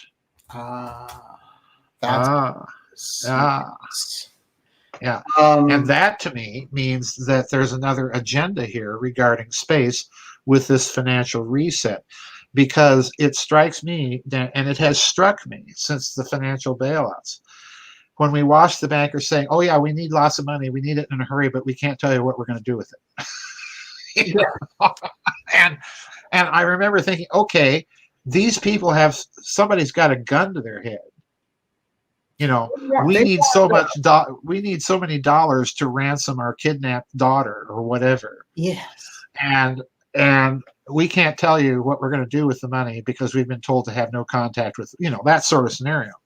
They warned of martial law to those. They warned, yeah. And the question is why? Well, who's got the gun to their head? And I have to wonder, at the breakneck speed that they're proceeding with all of this, number one, they strike me as they're in a hurry and they're in a panic. And that possibly, going back to my cosmic Versailles idea, possibly a reparations payment or tribute is coming due. And we've got to get up there in a hurry. Who knows? I don't rule any. I mean, if we're dealing with State Department memos on tombs of the Nephilim, yeah, right. That pretty much opens the door to all sorts of speculation here. Who are they discovering? Yeah, who are they discovering? And, why the hurry? Why the hurry? This goes right to the quote from your book. This is an incredible book, Covert Wars and the Clash of Civilizations, UFOs, Oligarchs, and Space Secrecy. I'm going to guess this was 2016. I think so, about then, yeah. And just a remarkable overview on, if you want Dr. Farrell's overview on the UFO file. It's in here. It's in here, along with Roswell and the Reich, I guess. Yeah, that one too. They're both incredible. But this is what is interesting to me. It's where you talk about this report, and I'm just going to grab a few sections from it. The chapter is chapter 6, Social Engineering of the Incredible, Hints from a Hoax and Resonances of a Real Report. The report examples include a controlled thermonuclear fission rocket power source and face-to-face meetings with extraterrestrials. Proposed studies on the implications of peaceful space activities for human affairs, the Brookings Report. The Brookings Report, right. You show how they go very interesting in this report with the security implications around UFOs, the cultural implications. But then that report, very much like the Iron Mountain thing, is able to dance between hoax and fact. Right, right. And then there's a quote here that you have on the book, which is the hoax report and some very real memes. The peace meme. The answer to the question lies to the hoax report itself, and from it to a very real think tank report. It may have been the ultimate reference or template. Lewin is in his guise as the leaker, and I'll ask you to explain that, of the fictitious report. Mm-hmm. John Doe states in the original foreword that the assumptions and conclusions of the report are fairly simple. Lasting peace, while not theoretically impossible, is probably unattainable, and even if it could be achieved, it would almost certainly not be in the best interests of a stable society to achieve it. Why is it not in the best interest of a stable society to achieve lasting peace? The report that you're talking about there, that Lewin leaked, was the report from Iron Mountain. Yes. Which came out, I think, in about circa 1952, the UFO flap year. And it purports to be a study of a think tank about what are the best memes to pursue if we want to usher in a truly global government. Yeah. And they mention two in particular that stand out. One is an environmental crisis. Yes. And the other is an extraterrestrial threat. Right. And it's a completely hoaxed report, and some people even think that it was John Kenneth Galbraith who authored it, the economist, the guy that used to square off with William F. Buckley on the old firing line shows. And the actual report, where you find many of the Iron Mountain stuff more or less repeated and kind of fleshed out, is the Brookings Institution's report of 1958. And again, it's important to remember that both the hoax and the real one are coming out of a mentality, an economic model that is basically that of central banks and monetized debt. Yes. Because wherever we've seen that system, in order to write off the bad paper floating around in the system, you have to go out and acquire hard assets. And how do you do that? War. Right. If you take away that system, then war is no longer necessary. And here's the other problem. If you introduce an economic system that is reliant on more or less free energy or abundant energy, we don't even have to go as far as free energy, just abundant energy, fusion, think of fusion. If you introduce that system, then there is no shortage of energy for humans to do whatever humans want to do. And therefore, you can take the whole current banking system as we've known it now for millennia. Yes. We have no experience on how to manage such a system. We haven't had any experience on how to manage such a system since Sumer. Wow. So nobody, at the European Central Bank or the Bank of International Settlements or Chase Manhattan or the Bank of England, absolutely nobody has any experience with how to run such a system except those who have tried it on small scales locally. And you have to dig and dig and dig in the literature. Most of it is not on the internet. You have to know where to look.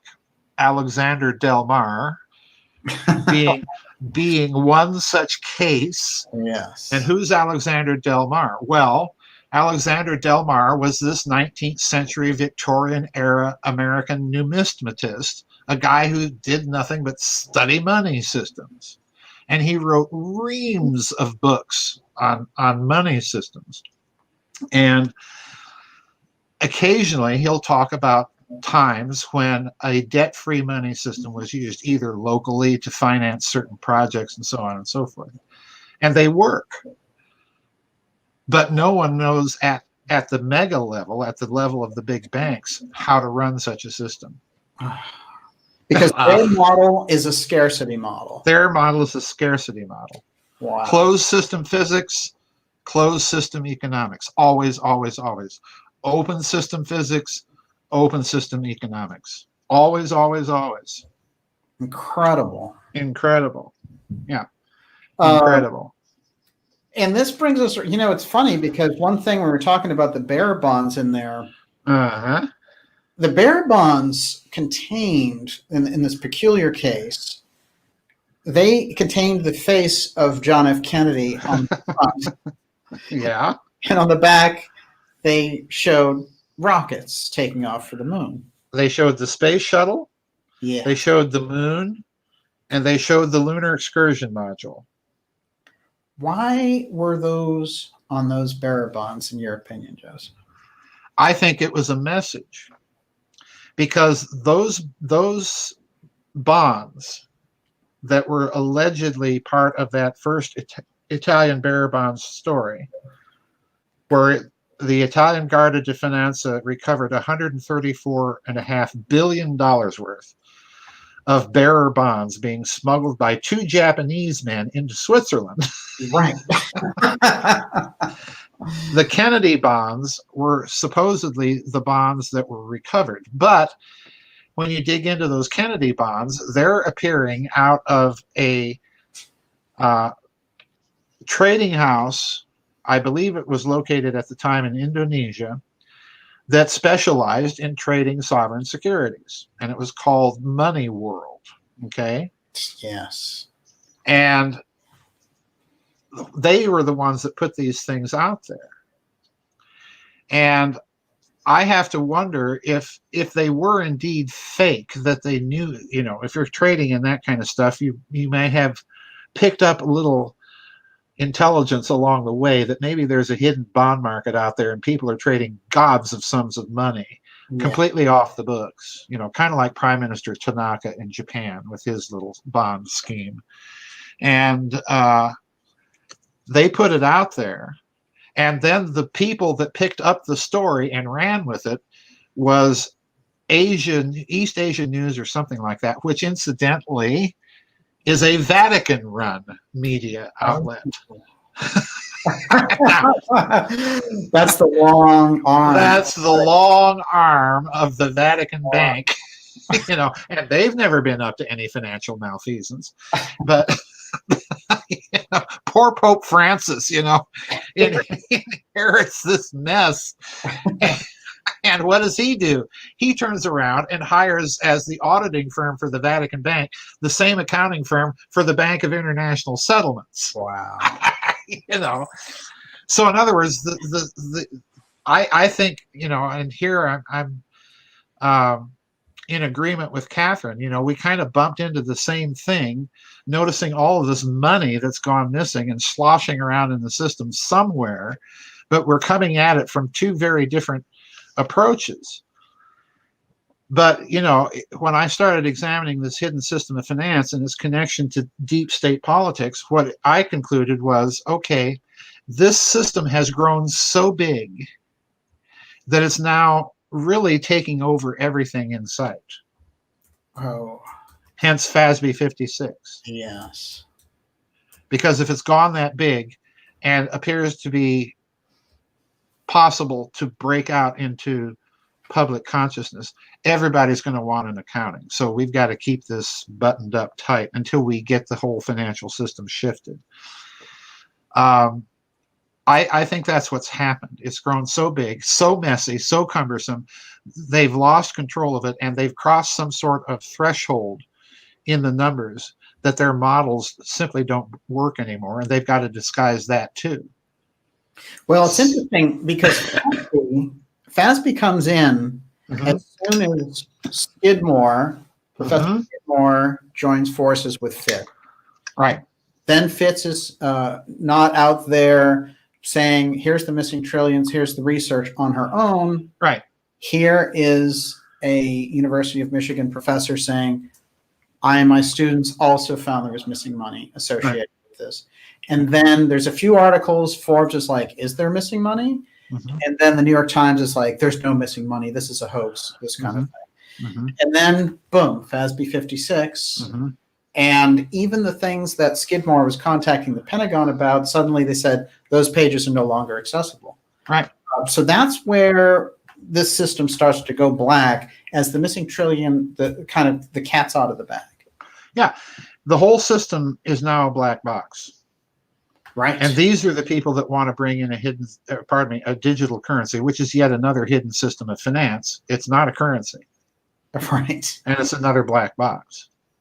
So in other words, you cannot run a financial system on fraud, on a hidden system, and keep it going. That's where they crossed one of those thresholds. Because in my thinking, you're dealing with a threshold, a phase transition phenomenon in economics. And a phase transition, just to let people know the physics analogy, that's like water freezing into ice. It's a different form of the same thing. But they've crossed some sort of phase transition threshold because the numbers are now so astronomical, their models are breaking down. And I think that's another reason for the panic. Because they've got to keep that hidden from people just long enough until they can figure out a way to get control of it again. And I really do think that's what they're scrambling to do, is they're scrambling to get a control of a system that has gotten out of hand. Yes. And it's interesting to me that when we go in and we see that Kennedy was on those bonds. Yes. Because Kennedy was this break with the system in two ways. Yes. He broke with the system on the space part, but he broke with them on the Federal Reserve. He broke with them definitely on the Federal Reserve. Yeah. $4.3 billion of United States notes, debt-free money. And I remember spending a couple of those $2 bills. A lot of them were issued in the form of $2 bills. Wow. Yeah. And I remember spending some of those bills as a kid in the local drugstore getting my candy and stuff. I remember taking those Kennedy United States notes in to spend. And the Federal Reserve snarfed those out of circulation as quickly as they were issued. You cannot find silver certificates in circulation anymore. You cannot find gold certificates in circulation anymore. You cannot find United States notes in circulation anymore, because those things are what? They're all constitutional money. Yes. Yeah. And for a real treat, Daniel and listeners, go online and search for Otto von Bismarck and what he said about the Kennedy assassination. Because old Otto knew what the game was, and he was very explicit about it. Fascinating. Wow. Everyone's on the internet. We're going to give everyone's on the internet right now. Otto von Bismarck, what did he say about the Lincoln assassination? Google trending right now. Yeah, Google trending now. You've got it. Joseph, though, it is interesting, and I used to have this conversation with Jim Mars around the idea that Abraham Lincoln on the financial side, John F. Kennedy, and Hitler, of all people, all had something in common. Yeah. What was it that they had in common? They had in common the issuance of debt-free money. Because in the Nazi party platform, I think it was the 1932 platform.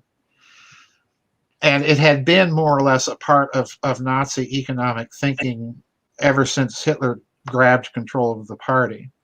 There was a German economist by the name of Georg Feder, Feder, who said that we can completely bypass the issue of debt reparations and get the economy moving if we issue what he called labor treasury certificates denominated in Reichsmarks. In other words, it held the value in law of a circulating Reichsmark, but it had no debt attached to it. And that's how we're going to finance, this is very clever, that's how we're going to finance all of these infrastructure projects, like the building of the autobahns, the dams, and the hydroelectric plants, and so on. Huge. They were, yeah, it's huge. They were issuing money to the workers building these things denominated in Reichsmarks for the value of what they were building. Fascinating. So, bang, Hitler takes over, and in 3 years, by issuing these labor treasury certificates, bypassing the Reichsbank, bypassing all the central bankers, he is able to build the Autobahn system in Germany, a few large dams, hydroelectric power dams, and so on, put the people back to work, unemployment plunges, and the economy is running successfully. So the central bankers struck back. They tried to limit trade with Germany, and they were only going to settle in Reichsmarks that were gold-backed by the Reichsbank itself. And again, Hitler said, well, nonsense to that. I will just go and barter for goods in Eastern Europe that we need. And so he set up this vast barter system with Eastern European countries. We'll trade you this for that.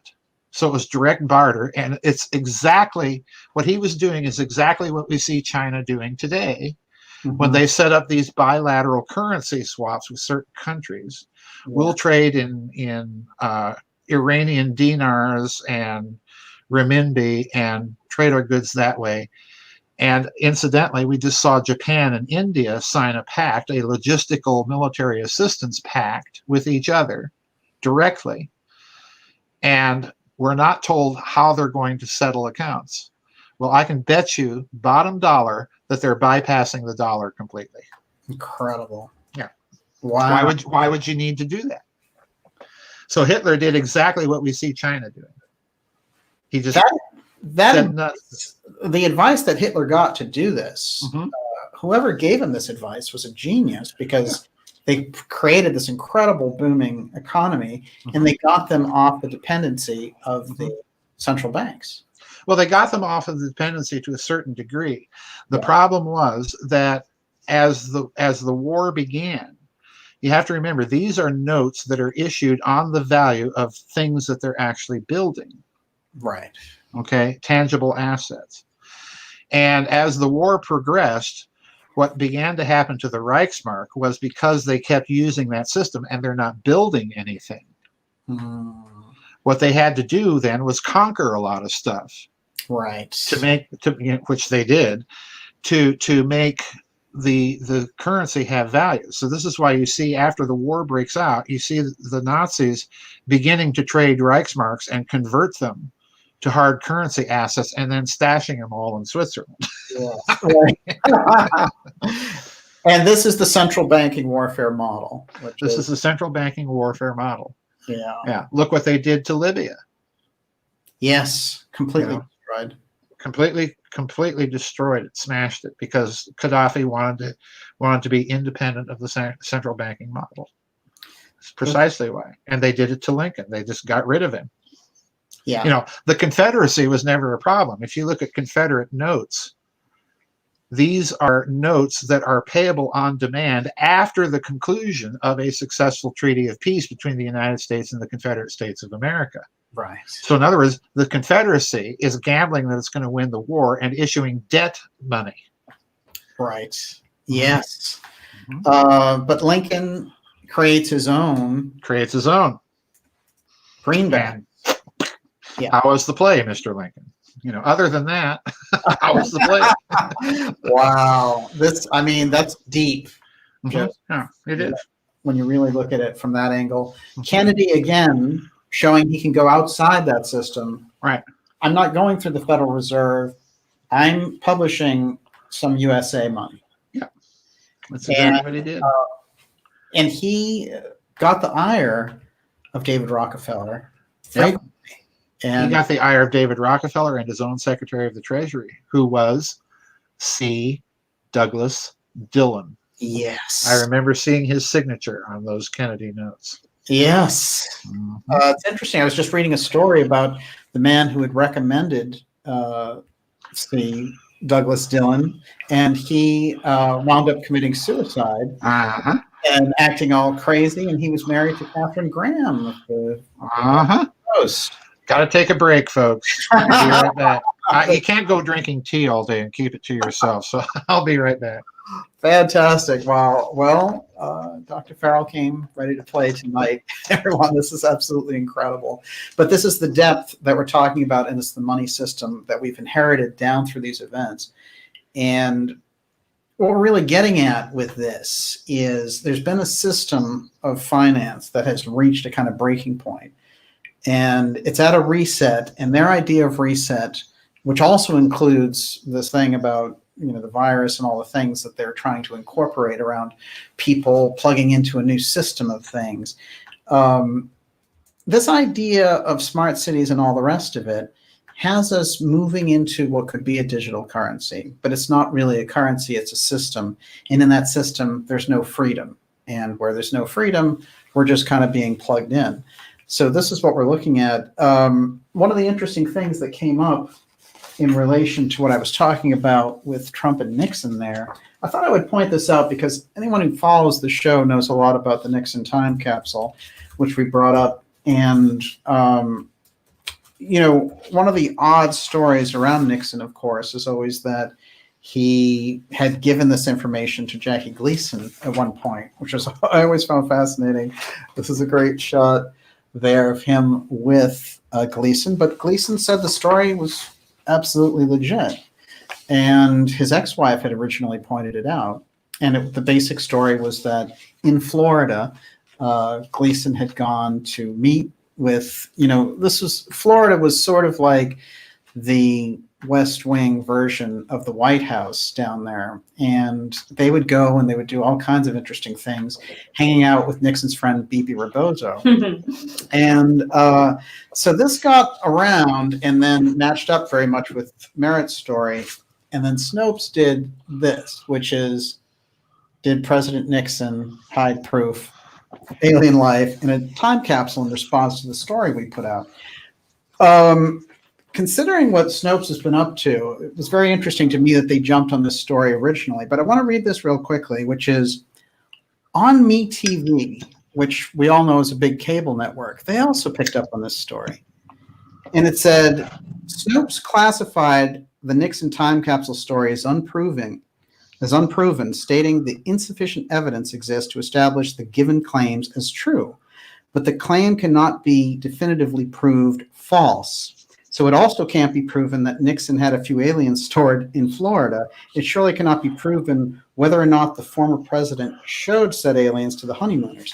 But there's MeTV picking up on the Nixon time capsule story, just like we saw the Trump letters being moved in with Nixon. This stuff, Joseph, it's starting to percolate. And my word, talking about Nixon and E.T., well, that story comes from Jackie Gleason.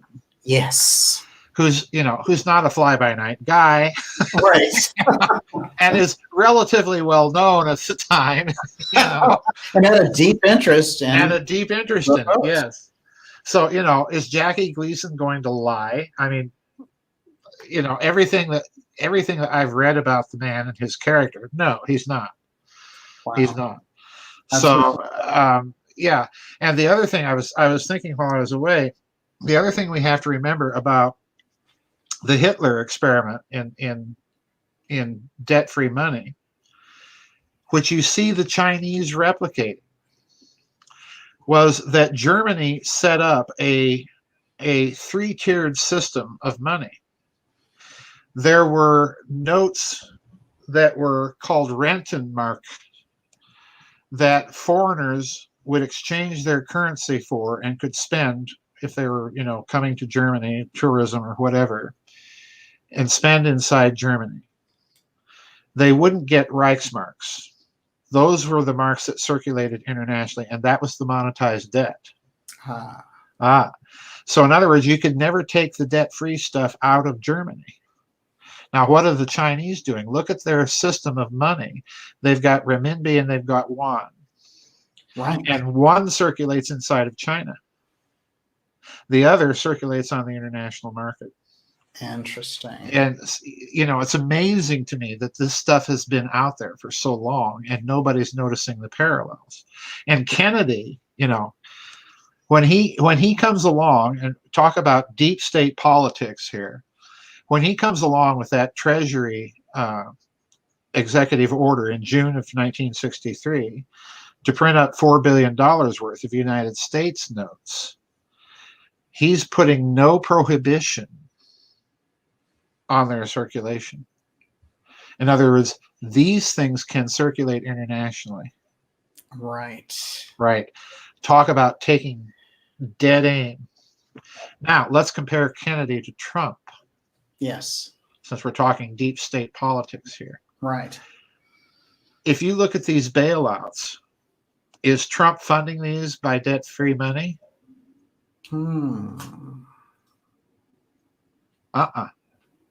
Quite the opposite. Quite the opposite. Quite the opposite. That to me is a telltale sign that it may be one faction of the deep state, but don't wait for any big upset of the apple cart. Right. Right. Trump's not going to put it all on the line because it'll sacrifice everything that he's got. Right. Right.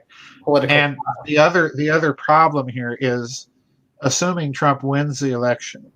Yeah. Okay. Assuming that he does, how does he behave? He'll be at that point a lame duck president. All the shackles are off. Right. So what does he do financially? And again, we don't really have much of a clue. There's all this hope pouring out there. Oh, he's going to nationalize the Fed and so on and so forth. But the problem when you nationalize things like that is just like the Bolsheviks in Russia. You have to go out and buy the stock. Right. Where's the market for shares of the Federal Reserve? What do the certificates look like? Who has them? How do you know if they're genuine? Well, they're all unanswered questions. All unanswered questions. They're huge ones. And it boggles my mind that no one, Daniel, who's talked about the Federal Reserve and all the banker shenanigans surrounding it, has ever mentioned the certificates, what they look like, how they're validated, where they're traded, and how they're adjudicated. What's the jurisdiction that would resolve any contractual disputes? Where's the precedent in law? If there Where's the precedent in law? Bingo. Wow. Yeah. Incredible. Everyone, you're watching the Dark Journalist Show. This is X Series 98, a Deep State Target USA with Dr. Joseph Farrell. And we've gone from October surprises to that deep system of finance. Yes. There's one more thing. There is a precedent with dealing with privately chartered equity central banks in this country. Okay. The Second Bank of the United States. Oh. Andrew Jackson, Right. whose statue Trump prominently displays in the Oval Office. That's true. That's true. Now, how did Jackson handle it? He's got the same problem. Who owns the stock? Does Jackson nationalize the Second Bank of the United States? Well, if he had tried that tack, he would have had to buy the stock. Right. What did the certificates look like? Who held them? How many were held? On what market were they traded? And how were they adjudicated? Jackson's response was very clever. He simply refused to renew the charter. You can have all the stock in the bank you want, and the bank can do whatever it wants, but it's no longer the bank or agent of the United States government. Hmm.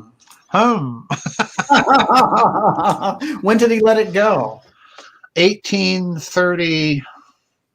I want to say 36, but I'm not certain. Somewhere in there. Yeah, Yeah. not Jackson was not a nice guy, let's admit.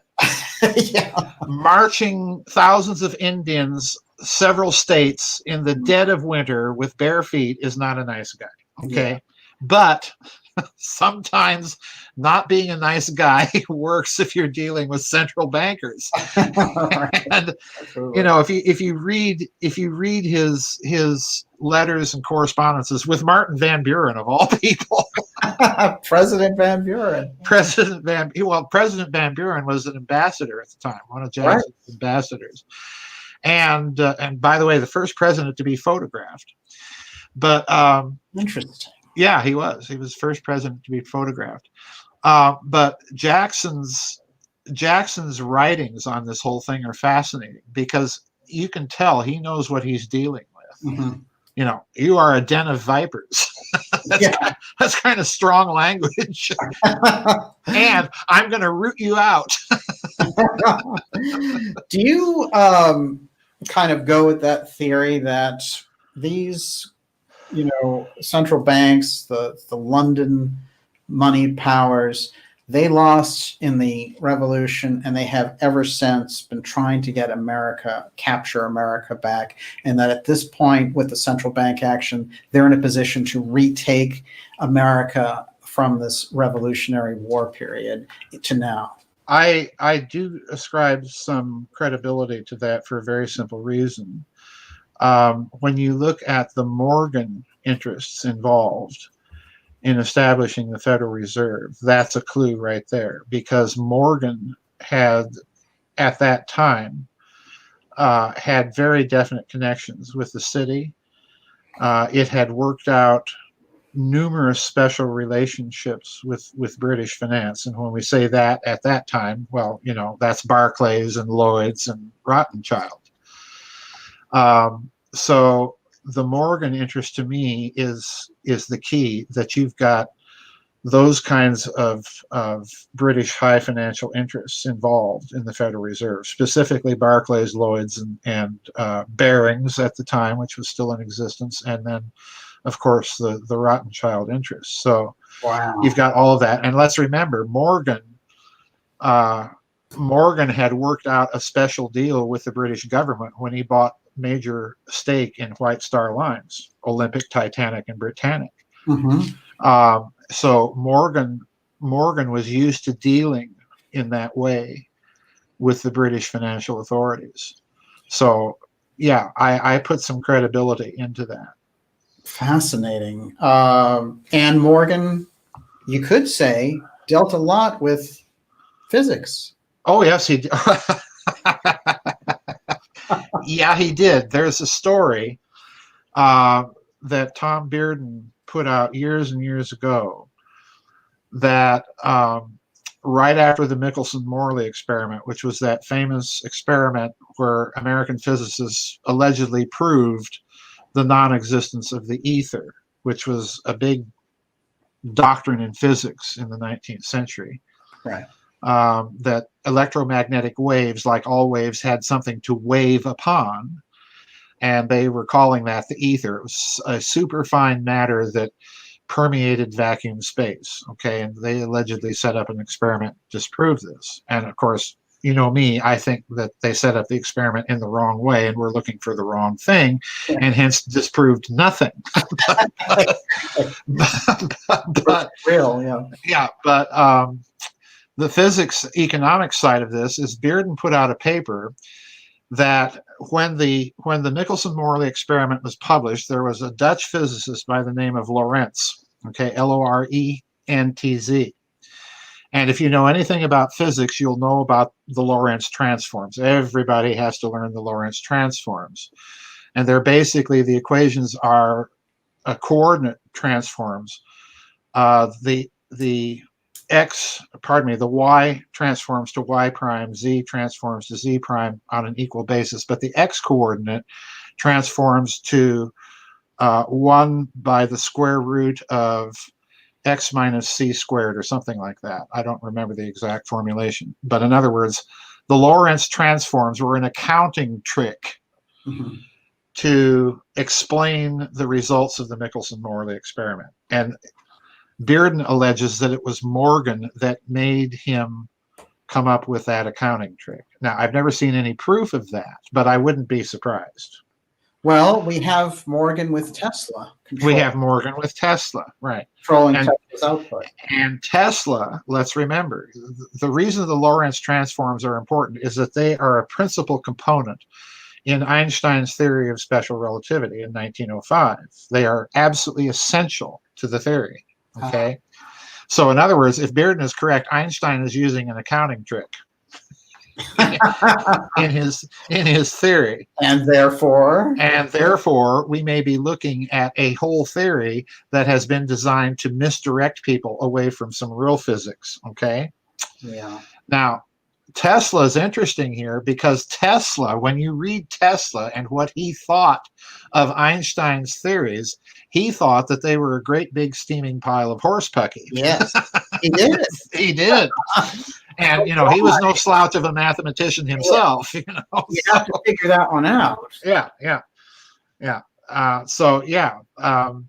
If you again, folks, if you are dealing with ether, ultimately you're dealing with an open system physics, and that implies what? An open system finance and an open system economics. If you're dealing with relativity, you're dealing with a closed system of physics in certain respects, and with therefore a closed system of finance and economics. And this could be what they were trying to cover. Right. Well, I go back to Maxwell. I always go back to Maxwell. Maxwell's equations of electromagnetism were written in an algebra called quaternion geometry.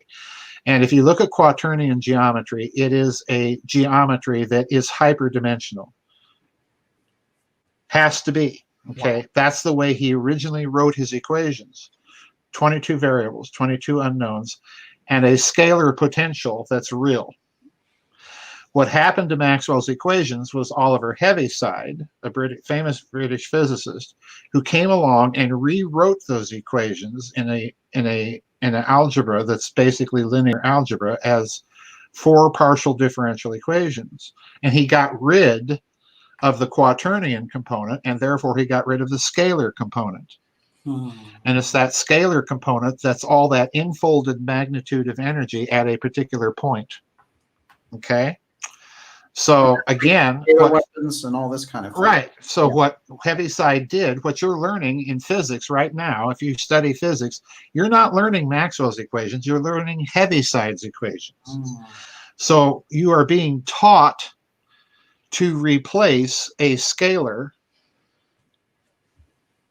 and to equate zero-sum vector systems as being absolutely equivalent.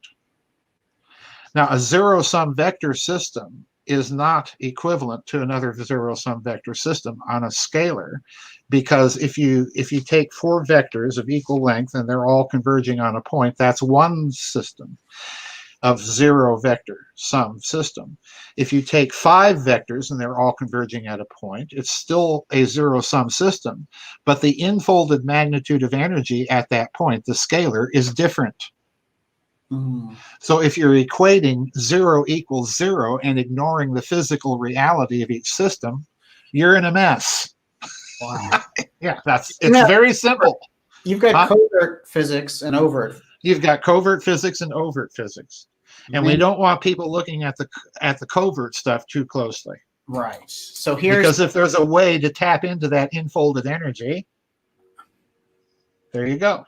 Wow. It's a simple trick of changing the language to disguise something that they don't want you looking at. Wow. It's that simple. Incredible. Everyone, you're watching the Dark Journalist program. We're here with Dr. Joseph Farrell. It's X Series 98, going off the charts with the information. We're going to take your questions here. And Miss Olivia, how are you doing out there? I'm raring to go whenever you're ready. Let's start with the questions. I still have a couple of questions for Dr. Farrell, but let's roll. Okay, let's start nice and easy. Yes. Jennifer and Bucks. What does Dr. Farrell think about the Deagle report that says 250 million dead by 2025? 250 million dead in the USA alone. I don't know what the report is, but just guessing here, it sounds to me like another fantasy of Mr. Globaloney. Another Malthusian fantasy. We've got too much people and the carrying capacity of the earth is overburdened and we need to get rid of a lot of useless eaters. Most of whom are probably going to be black in Africa. You know, this is the way these people think. Yeah. But the important historical lesson that people have to come away with was that this whole idea of maximum carrying capacity of the earth is not a modern idea. It's an idea that comes from the Renaissance, the High Renaissance in Italy, and guess what, folks? From the Republic of Venice, which is well known for banking and fraud and counterfeiting. Yes. Yeah, and it was a guy, I think it was, well, even Paolo Sarpi at one point bought into all of this stuff. And the maximum carrying capacity that the Venetians decided that the earth could withstand was 1 billion people. 1 billion. We've kind of exceeded that. They've had to adjust the numbers over time as technology improves. Right. And this is the problem with every Malthusian climate change, global warming model, is the assumption, the hidden assumption in all of it is everything remains static. Right. Absolutely. We also know that Georgia Guidestone number has that 500 million people. It's interesting. There's an early version of the JFK movie called Executive Action, and you and I have talked about it before. But one of those figures comes out who's planning the assassination, and he talks about this 500 million figure and how, you know, we're only meant to sustain 500 million. So it is deep in that psychology, even all the way back then. Yeah. Okay. So, Justin Thomas, let's talk about the non-human element behind Fauci and Gates pulling the strings. Well, we did cover a lot of that, I have to say. There's a lot of UFO questions, a lot of ET questions. Yeah. But Joseph, in terms of, I'd like to take that question and expand it a little bit. The Gates kind of mentality goes to that transhumanist mentality. Especially him being deep from that technology world and his father from Planned Parenthood and everything else. So there's a eugenics thing there, and there's a merging of humans with machines and super rulers and all this kind of thing.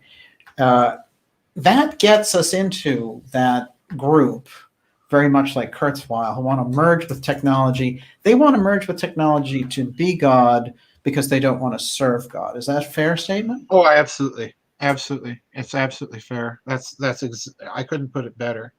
I think that's exactly the agenda. They want to be obedient to no principle outside of themselves. And that's a classical narcissist. Right. It's narcissistic and sociopathic and psychopathic is what it is. And, you know, again, I go back to the idea, well, if you want to live forever in that kind of state, who are you emulating? The original narcissist, the original psychopath, the original sociopath, Lucifer. Right. And, you know, that's on a cosmic scale. Right. So it does. So, yeah. It's emulating that original story. It's fascinating. Miss Olivia. So I'd like to swing around to China. Don Forbes wants to know, Joseph, what are your thoughts on China's influence in Australia? Oh, it's huge. It's huge. I have a lot of members on my website from Australia, and they send me all sorts of stories about, you know, articles and stuff about what's going on there. And one of the things that I think it was JD, if you're listening to this, sent me in the last couple of weeks, Australian agriculture has been heavily influenced by China. And that intrigues me because Australia is one of those countries, another one like the USA, that has gone whole hog into experimentation and inculcation of GMOs. Yeah. Yeah. So I think there's more Chinese influence there than meets the eye. Australians know about it, but most of us in this country and the rest of the West don't. Talk about targeting. Mhm. Australia, it seems like maybe because of the vast landmass and the population, that they're able Mhm. to do a kind of a lockdown when you didn't even have numbers Right. anywhere like the desperate numbers in Europe or something like that we're Right. talking about. But they pulled off some of the most totalitarian measures, and we've seen them over and over again. Quite a brutal Mhm. system, and you have to wonder, looking at it, is that a prototype? Well, I wonder too. I've had two Australians write me in the last couple of weeks. One challenging the narrative of the totalitarian lockdown in Victoria. Mhm. Um, she said it's not nearly as bad as the media is making out. Which again, I take it at her word. She's on the ground there and seen Mhm. it firsthand. But by the same token, I had another Australian write me and just say simply, send a story with the tagline in his email, "Don't give up your guns because we did." Uh, yeah, Yeah. there's a real message Uh, in that. yeah, there is. So, it depends on which Australian you're talking to. But overall, looking at it from the outside, back when I was thinking of moving out of the country and being an expat, Australia was one of the countries that was on my list to consider. It's now been crossed off. Oh yeah, Yeah. yeah. I can see why. I Yeah. can see why. Incredible, Miss Olivia. How does China's social credit system relate to Gates' vaccine? Oh, easy, Hmm. easy.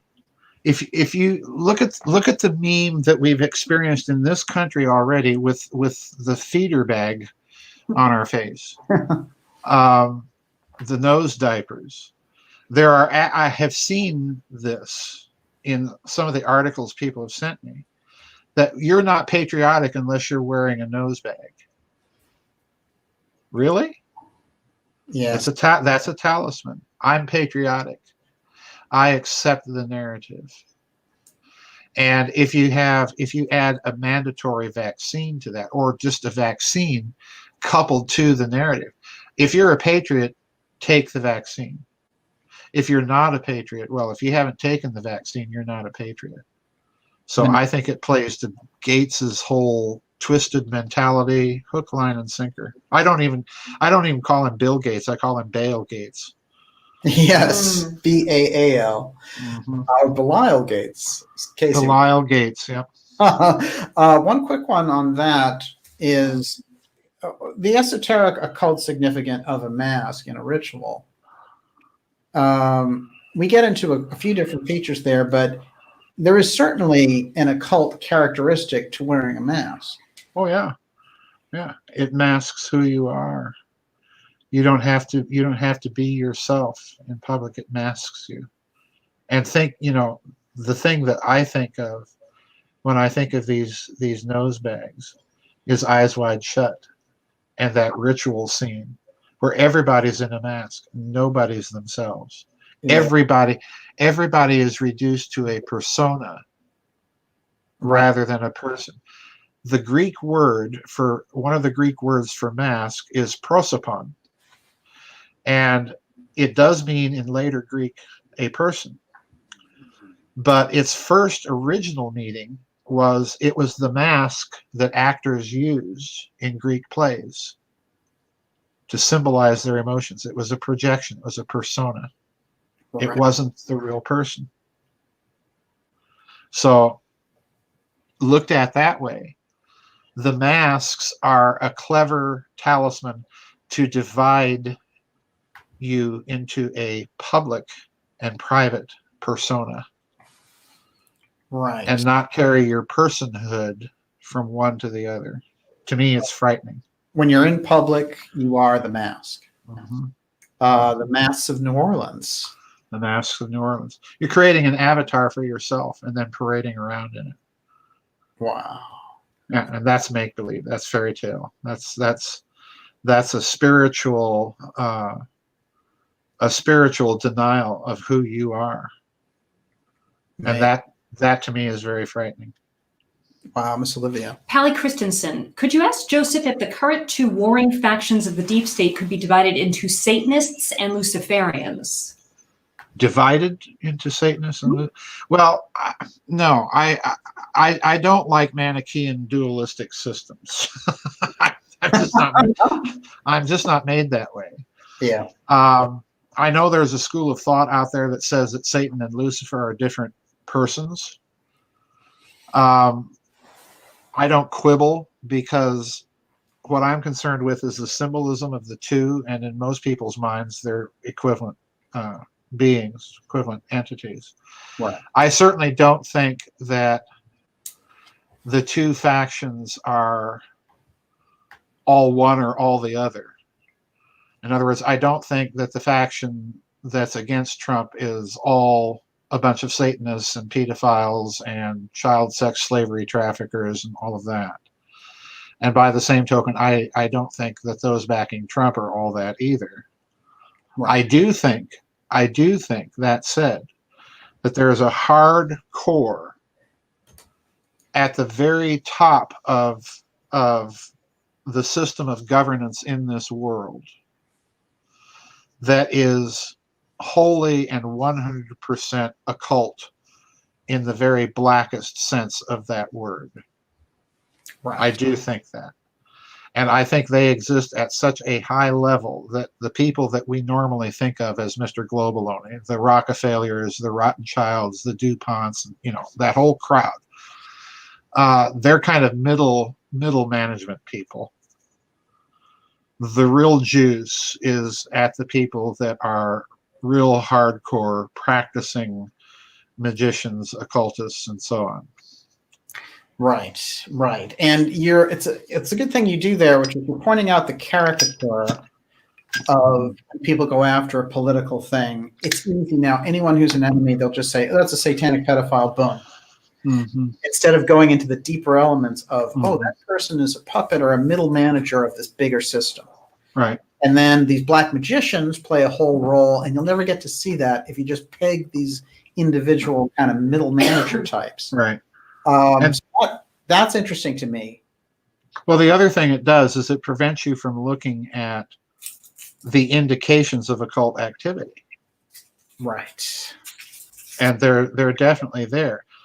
And to give a little clue as to what I mean, and it's got nothing to do to the occult, but what I'm suggesting by using this example is look very carefully at the details.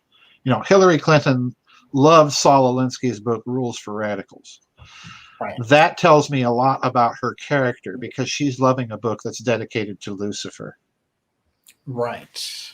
Okay.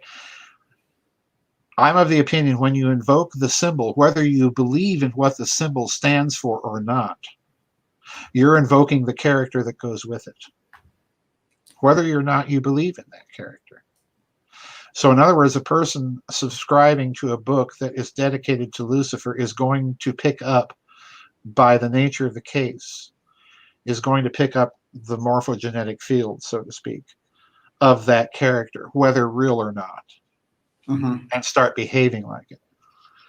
Well, in looking for details, Trump gave that video ostensibly from Walter Reed while he was under quarantine. And oh, look, he went in on a Friday and came out about 3 days later. No symbolism there. Right. And he gave that video while he was in the tomb. And I looked at it, and I began to get these emails, and so I thought, okay, they may be onto something. So I went and looked at this video, and I turned off the sound. And I looked simply at the tops of the flags on this video. And what are the tops of the flags doing? Well, they're moving out of frame a little bit, about an inch, and then coming back into frame about an inch, and then moving out of frame about an inch, constantly during the whole talk. And you wouldn't have noticed it unless you looked at those flags. So in other words, either someone's there holding a camera and recording him like this, and what you're watching is the breathing as he's holding the camera. Now I'm thinking, would Trump do that? Would production value minded Trump do that? Probably. Come over here? Probably not. Yeah. So there has to be another reason for this slow up and down motion. And I'm thinking, he's on a ship somewhere. And interestingly enough, there was a big Royal Navy exercise in the Atlantic at the time. He's on a ship. He's not even in Walter Reed. What if, this is fascinating. Let's go just a little bit further with that. Mm-hmm. Why would he be on a ship? One of two reasons. When the whole COVID quarantine thing was announced, I thought, okay, there's either been another assassination or a real coup attempt, and he's disappearing. And interestingly enough, when that happened, TASS in Russia published an article about President Putin sending a telegram, not pick up the hot phone. Hey, how you doing, Don? This is Vlad, but sending a telegram to President Trump, wishing him speedy recovery. I'm confident that with your vital life energy, you'll quickly conquer this, and blah, blah, blah. And at the end of the article, in TASS, it said, Vice President Mike Pence will not be taking over President Trump's duties while he's in quarantine. In other words, Trump's keeping the nuclear football, folks. Right. Okay. So continuity of government is not in effect. Thank you, Nancy Pelosi. and I thought, gee, what a strange message to send. Oh, you've got the nuclear football. Yeah, we're doing business with you. So I thought the other reason then may not be it was to protect him from whatever assassination or coup may be going on in this bizarre world we're in, but maybe he's secretly meeting somebody. Right. And what better place to do it on a ship in the middle of an ocean, Right, away from the prying eyes of the media? And then the question becomes, well, who? Mm-hmm. Did he decide to get together with Emmanuel for a little French wine on an aircraft carrier in the North Atlantic? Or did Vlad fly in on his Tupolev? What? What's going on, Don? Incredible. Yeah, and let's not forget, when Putin and Trump met in Helsinki, they had that little confab on Air Force One away from everybody's prying eyes in the skiff. And the only translator there was the Russian guy. Right. Why only the Russian guy? Well, maybe it's because Vlad speaks English too, among many other languages. Yeah, I'm sure he is. Yeah, so, what's going on? I don't know. But I strongly suspect it was either he was taken out of the line of fire because of a possible coup attempt, or maybe a secret meeting, or maybe both. Hey, let's capitalize on the opportunity and sit down and have a little tete-a-tete with Mr. Johnson. Who knows? Yeah, something very strange was happening. Oh yeah, of course FDR did this with Churchill. Yes. And they met on a boat, and it was completely... They met on a British battleship. It wasn't a boat. It was a battleship. You can see the 14-inch guns, in the background of this thing. Yeah, but what better way to have a little private time with Winnie and you, and away from the prying eyes of the media, and get the staff away, too. Yeah. We'll go into the admiral's chambers and have a little conversation there, like the British wouldn't bug it, but yeah, exactly. When he emerged, he seemed better than ever. Yeah, he didn't seem like he had. I mean, when he first got into it, he sounded like he had the sniffles or whatever. Right. Anything, and then when he came back, he seemed stronger and better than ever. And this is the quickest COVID recovery, right? It just didn't do anything with this guy, which is great. And, thank God for that. However, going along with what you're saying, this is kind of interesting. Because what is it that is regenerating him in this little interaction? after 3 days in the tomb. Yeah. Yeah. The symbolism around it is just, You said it's, too, and I just want to follow up on that real quickly. We have a new COG commander. His name is Van Herk. mhm. And his big accolade in the past, he has many, he's very well decorated, but he was the head of the 509th. And that's the Roswell unit. Uh-huh. How do you feel about the significance of the COG Northcom, North American Aerospace Commander, being the head of the 509th? Messages, highly significant. Another UFO angle. Yes. And while we're adding to this COG speculation, look what else happened shortly after Trump went into quarantine. The Joint Chiefs. Right. Admiral Ray of the Coast Guard supposedly was the first one tested that came down with it. So now we've got to quarantine the command staff of the Pentagon. Nothing suspicious there. Right. especially if it was a coup attempt. Yeah. So, I'm not buying the public narrative, not for 1 minute. This is unbelievable. For one thing, we probably, most of your people here on your website, as most of the people on my website, know that you can go out and buy a $1.04 pill of hydroxychloroquine and take it therapeutically, and there you go. No COVID. No COVID. All right. So are the Joint Chiefs of Staff oblivious to this? No way. No way. No way. So something else is going on. This is all theater for us, us deplorables. But there's something else going on. There's a big tussle. There's a big scrap for possession of the football, as far as I'm concerned. It's like 9/11 all over again.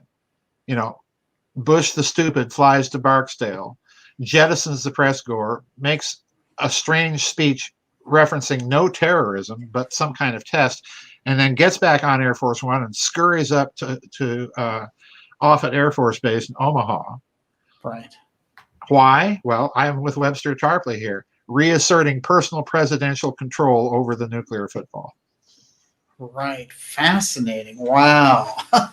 Miss Olivia. Michael Snow, Dr. Farrell, is there any new info on the structures/ships being uncovered in Antarctica due to melting? Some of the pics are hard to ignore. Good question. I have not seen any of the recent pics. A few years ago, I looked at pictures that were appearing on Google that were being done by this guy that claimed that Google had some way of hiding these pics and that you had to dig for them. And it showed some truly bizarre, strange stuff. There's no doubt that it was bizarre and strange. The question is, was it really there? And, I remain skeptical of these pictures from Antarctica because it's with Photoshop and the things that we have today. It's easy to fake things. Yes. I blogged recently about a story about the Russian discovery of this, I call it a quattuorpus, because, the story was that the Russians had found this gigantic octopus with 14 tentacles and battled with it and blah, blah, blah. And I'm wondering, how did they get down through a 5-inch wide hole? The story was complete nonsense. But they come out with this stuff, I think, to keep people focused on Antarctica, but also to focus them away from whatever strange stuff may really be going on down there. And there's no doubt about it that whatever is going on down there is strange. I wouldn't be surprised if one of the things that they are trying to cover up are precisely ruins of some sort, or possibly ships. Who knows? Yeah. So how do you disguise it? You put it right out in the open. publish pictures and stuff, and publish them in such a way as to cast doubt on that whole idea, which is what I think is going on. I do think that there are some sorts of ruins there that they've uncovered, and they don't want to disclose them. For many of the same reasons that, the State Department was classifying the fact, we want to find tombs of the Nephilim. Yeah. That was what it's all about, huh? It's interesting that you say that, because in some ways, Antarctica, it's harder to get intelligence on the ground about Antarctica than it is space, practically. Oh, it is. It's unbelievable. There is such a lockdown of information on that continent. But just the fact that you have Hermann Goering, Rudolf Hess, Buzz Aldrin, Secretary of State John Kerry, King Juan Carlos of Spain, Prince Harry, all of these royals and bigwigs going down there to look at whatever. And we're told that John Kerry went there to look at evidence of climate change. I mean, it's extraordinary. That's just, come on. Especially since he was on his way out. Especially since he was on his way out, and he takes time in the middle of a diplomatic junket to go to Antarctica.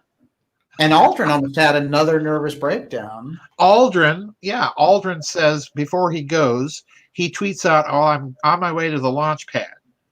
Right. And then he gets down there, he gets sick, and he comes back and supposedly tweets, I don't want to deal with this. It's just absolutely evil, or something to that. Yes. And people have wondered, well, is that really Buzz Aldrin tweeting? Well, who knows? But okay, why is a moon astronaut all of a sudden wanting to go to Antarctica in the twilight years of his life? I can think of better places I want to go on my bucket list. Right. So yeah, the whole thing is strange. And since we're at it and talking about climate change and moon landings, okay, that explains all of the above interest. But Hermann Goering? Yeah. No, it doesn't really explain why the head of the Luftwaffe and the founder of the Gestapo is interested in the place. The public story is, he was interested in getting fishing oils and lubricants. Hermann Goering? That's cool. It was part of his interest because he was in charge of the German 4-year economic plans. So you're telling me Reichsmarshal Goering, in order to make the 4-year plans to work, is mounting an expedition to Antarctica to find new fishing grounds? They've got fishing grounds in the North Sea. Yeah. So. You pointed out their archaeology program was extensive. Huge. Primarily, they're looking for Atlantean ruins. Yeah, that's exactly what I think they were looking for. Amazing. And who better to disguise it under than Hermann Goering? Who had about as much interest in the occult as Bozo the Clown. I mean, he's no Hess. That's for damn sure. Olivia. Okay, David Tormina. Dr. Farrell, do you suspect that the Trump faction of the deep state actually wants to take on cosmic overlords with fantastic weapon technology instead of paying the dues? I think I think there's a segment of the deep state, whether it's aligned with Trump or not, I don't know. But I wouldn't be surprised if it is, given Trump's nature and his own personal background, Roy Cohn and all of that. Cohn would have been in the perfect position, particularly associated with Senator McCarthy, to know about the full extent of Operation Paperclip. And McCarthy, let us not forget, McCarthy was a quiet backer of that whole program to bring all those Nazi scientists over here and get our hands on the goodies. And he had his own very deep connections with the right wing back in that time. Robert McCormick of the Chicago Tribune, the Texas oil men, So I think if there's a faction that would be inclined to shoot it out with ET rather than pay a tribute, you'd find it with more aligned with Trump than the other crowd. And that may be indeed one of the deep memes driving this factional dispute, because if you roll the clock back to the 2016 election, there was all of this talk about Hillary Clinton being the disclosure president. You had all of those emails between Tom DeLonge and John Podesta, and this idea that we've had contact and there really are space brothers, and it's all going to be jonquils and daisies if we just elect Madam Hillary. So yeah, AP out there before TTSA did even. Yeah. Amazing. Yeah. That's a really good point. She made a point of it on talk shows, bringing it up. She was talking about it extensively, and DeLonge and Podesta and that whole thing that became TTSA, they launched their op without Hillary because she didn't become president, and that thing has bumbled and stumbled all over the yacht. And they're still trying it. They're still trying it. Absolutely. Yeah. On that point, they have Christopher Mellon on board, who worked for W Intelligence. And Mellon, just a little bit of his background here. He's born into the Mellon family. He's the son of Carl Negley Mellon and Ann Stokes Bright, and the great-grandson of Gulf Oil co-founder William Larimer Mellon. His Mellon's great-great-grandfather, Thomas Mellon, founded Mellon Bank of Pittsburgh. All right, so just a little snapshot. You're not going to get any truth out of TTSA on UFOs. No. Billionaire Mellon, and they're surrounded by the CIA. I mean, come on. Well, the other part of the answer that's important here is not just simply the financial interests behind TTSA. Let's look at Trump here again for a minute. Yeah. Because his question, I think, has some merit, because if you look at Trump is the one that founded the Space Force. Yes. And I have to wonder, and prior to that, we were getting all of these mixed messages from the military. We had General what's-his-name going out to the Air Force Academy and giving that little speech about, well, you're going to have to be learning how to fight little green men. Right. And et cetera, et cetera. So we've been hearing two messages depending on the factions we're listening to. The Hillary faction, it's all jonquils and daisies, there are space brothers, blah, blah, blah. And the Trump faction is, no, we're going to have to learn how to fight somebody out there. And, it may be Chinese or it may be somebody else, who knows. But we're not being told. But I suspect that, yeah, my inclination would be to see whoever's behind the Trump faction regarding the space thing are those who want to fight it out and take their chances in a war. Good luck with that. The key is the line that Trump loves to bring up around the Space Force, which is dominance in space. Right.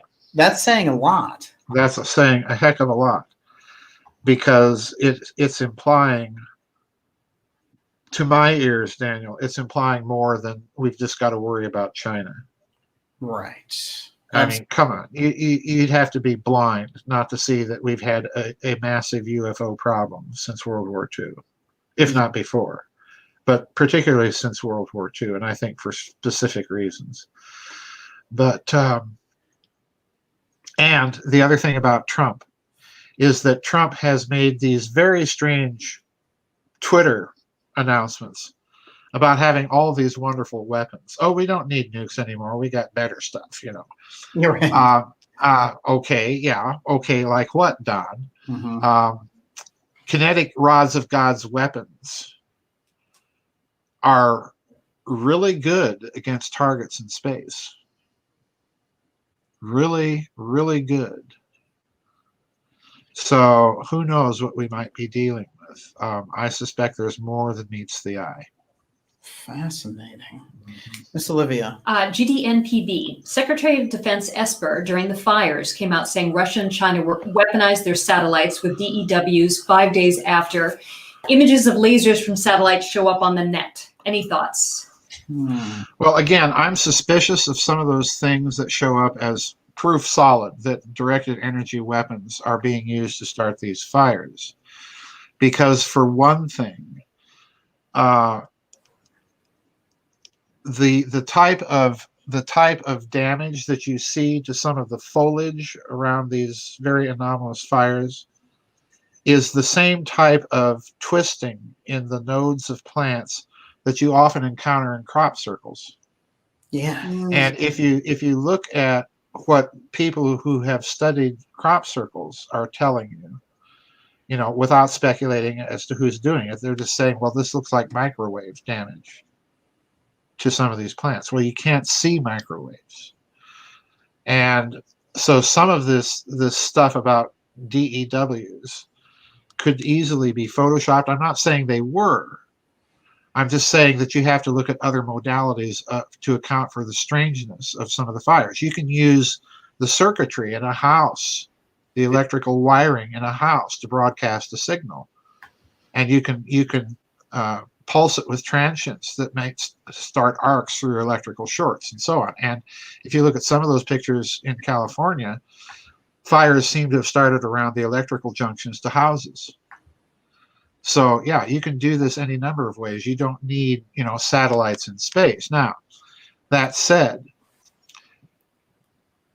if you look at some of the strange goings on in the last 5 years, vis-a-vis the Tianjin chemical plant explosion in China, which to me is extremely suspicious, because if you recall, that chemical plant explosion left a crater in the ground that was a very deep, narrow crater.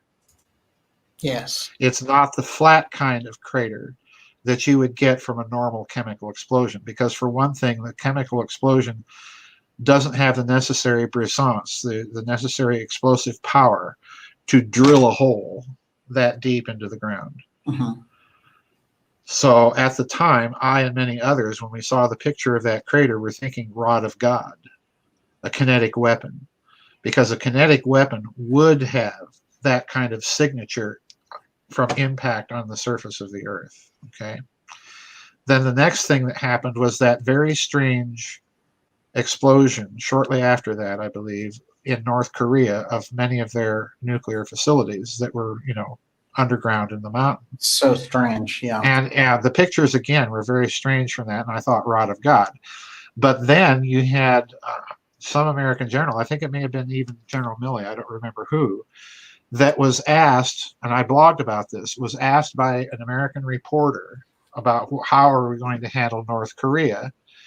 And the general's response was, well, all options are on the table. And the reporter then made a very significant statement in the form of a question, which he made sure was heard by everybody recording and by the general. And he asked, does that include kinetic weapons? In other words, rods of God. And the general's response was yes. Wow. Right out of the yeah. Yeah. This is extraordinary. Miss Olivia, you got 2 more questions. Okay. All right. So, Shamanus Anamkara, what can we do to prevent the complete removal of our physical paper and coin money system? Well, the easiest thing that you can do is keep using it. Yeah. You know, the BBC just put out a story about, oh, now they've discovered that coronavirus can survive on paper money for 21 days. That is some BS, my God. Yeah, that is some BS. I try to shop, and I'm not saying I do this all the time, but I try to shop as much as possible when I do go out shopping with cash. Mm-hmm. Just keep using it and store it, because I guarantee you that when people really experience digital currency, which isn't a currency, for themselves, they are going to be clamoring for local or regional currencies, local media of exchange. And you're already seeing this happen right now during these lockdowns. A lot of communities are creating local currencies to deal with it. So that's what I would urge. The second, I'm not a financial advisor, so don't take this as financial advice. But if, I would, if I had the money, I would be investing in a little bullion of one sort or another. Right. But the problem there, like I say, with bullion is the numbers of the amounts of silver and gold in particular, are so badly obfuscated that even there, you're dealing with something that is probably no longer as safe of a hedge as people make it out to be. Because the people advocating gold are not talking about how much gold is there. They're not talking about Operation Golden Lily and all that Japanese loot. In other words, they're omitting huge swaths of territory in order to push gold standard narrative. So be careful. Yeah. You have to assess your risk in your own situation. I can't come out with a formula. No one can. You have to do it. Yeah, that's a good point that you made about the gold standard. You can't really go to a gold standard now because of all the secrecy. Exactly. Yeah, Exactly. that's tough. The cash point of it, I would say, and Catherine and I have been beating this drum for a long time, Daniel. Don't deal with the major banks. Right. Don't deal with Chase Manhattan, Citibank, all of these. Chase. Yeah, Wells Fargo. Deal with a local bank or credit union. Because at least there you're dealing with people in your community who have to be above board by the nature of the case. Right. These other ones plugging into that international finance, it's anybody's game. It's anybody's game. I want to jump in here with a question. I know this is off the wall, but I've been meaning to ask you for a while. And we talked there a little bit about weapons and such. There was, as you may remember, in 2019, these various scares in Hawaii giving out these emergency code signals to people on their phones saying there's a nuclear attack and all the rest. And it happened a couple of times. One time when the Clintons were on the islands, and also Terrence O'Shaughnessy, who was the COG commander just before Van Ark took over. O'Shaughnessy strangely retired at the age of 54, which is pretty unusual. And Van Herk has taken over. But O'Shaughnessy was in charge of the kind of protection there of the aerospace of Hawaii at the time. But in general, what's going on with those types of alerts? Because the people in Hawaii remember that very well. They thought they were under attack. Yeah. I suspected then, and I suspect now, that those may have been attempts to shoot down Air Force One. Wow. Because you'll recall that when that first alert occurred, it was right as Mr. Trump was on his way to meet with the North Korean leader. Yes. The little fat guy. Kim Jong-un. Kim Jong-un. Can never remember their names. They're all, all these dictators kind of merge into one face of Stalin at the end of it. But I thought it was very suspicious. And then there was that other missile alert, that made the rounds a few months before that of something being launched from the Seattle-Tacoma Bay. Remember that one? Oh, yeah. Yeah. And again, on things like that, again, it's easy to Photoshop, but too many people saw it. Yes. So I'm thinking in those cases, we're dealing with something real. So, all right, who's got the ability to do that? Well, it has to be coming from within the command structure of this country if this country was behind the launch. So again, I'm going back to this strange quarantine of the president. I'm going back to the quarantine now of, the leadership in the Pentagon. There's something else going on here. It's incredible. Miss Olivia. Okay, so I'm going to ask my question linked with this question, which is, Annie Kurtz, Joe, do you think there will be spiritual intervention? And my question is, everyone is tempted to despair right now. They're feeling very disempowered, hopeless. Suicides are up. We don't know where we have any power anymore. What gives you faith that we have that we will be living a year, 2 years, 3 years from now, that we keep going? Well, I mean, very bluntly, it's faith in Christ. But, we've been told how all of this is going to end.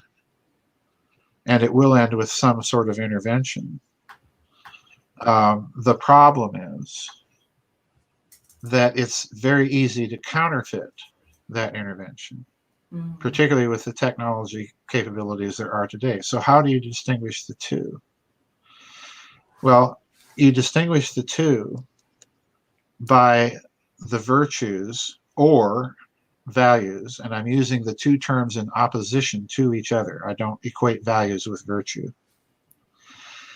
You distinguish between the two by their works. You shall know them by their works. Are they advocating something inhuman? Are they advocating the machine and that we all be plugged into it? Or are they advocating things that are human, beauty, wisdom, truth, so on and so forth? And when you look at it that way, it's very easy to distinguish between the two. It's very, very easy. Are they motivated by love of neighbor or desire for the collective? And there's a difference. We're commanded to love our neighbor. Well, who's our neighbor? Notice we're not commanded to love the grand abstraction called humanity. We're not commanded to love brotherhood or sisterhood or whatever. We're commanded to love something specific and local. That's a huge key. Yes. Wow. Absolutely fascinating. Yes. Can I just do a follow-up? Yeah. Okay. So Larry A says, how do we take them down in the meantime? Well, that's a very good question. I'm not totally pessimistic. They're getting pushback from somewhere because they're acting like they're getting pushback from somewhere. Yes. And the question is where? And I make it a habit of my prayer to pray for things like restoration of virtue in this country, restoration of churches to their theological foundations, and not this liberal social justice crap that you see so many of the churches, particularly the mainstream Protestant denominations, buying into. I call it post-Vatican IIism, okay? This insanity that hit the Roman Church and everybody else when they wanted to modernize and be trendy and with it with their bongo drums and guitar masses. The thing that I also pray is for the repentance of those involved in evil activity. Wherever you stand on abortion, we've had 60 million since Roe v. Wade. It is not a contraceptive. It is not a contraceptive. It is murder and a hypocrisy. So I pray for the repentance of those involved with it. But by the same token, if they will not repent, bind them and let them fall into the pit they have digged for others, to quote the psalm. And I do it by name. I target specific individuals that I know approve of that abominable practice. And if it sounds like I'm being harsh on women, no. Because I've known too many women in my life that have gone ahead and had abortions, and it has done egregious harm to their souls, to their spirits, and to their bodies. In some cases, to the point that now that they want children, they cannot have them because of damage that was done. So we've got to start thinking in moral terms, not just ethical terms, but moral terms. Wow. And we have got to get away from this hypocrisy that we can excuse people for voting for a party that has commissioned and condoned and sanctioned slavery, that has had its own paramilitary since the KKK, that approves of this, not only that abominable practice, but using the parts that they harvest from it and sneaking it into vaccines. That's what we've got to do. So it starts on your knees, quite literally. Wow. I'm going to try to wrap this up with where we started, which is, this has been exceptional going through these different subjects with you. And I have to say, it seems like the nature of the situation that we're in, this election, the kind of bullseye on the deep state for the USA and all the things that are going on. I'm going to bring it back to this October surprise.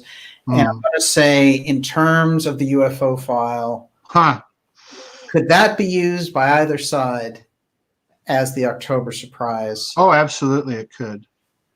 Absolutely. In my opinion, yes. In my opinion, yes. The problem, as I see it, would it be politic at this juncture to do so by either side? Right. And my inclination is to say no, unless they're able to tailor it somehow, Daniel, to resonate with whatever platform they're pushing.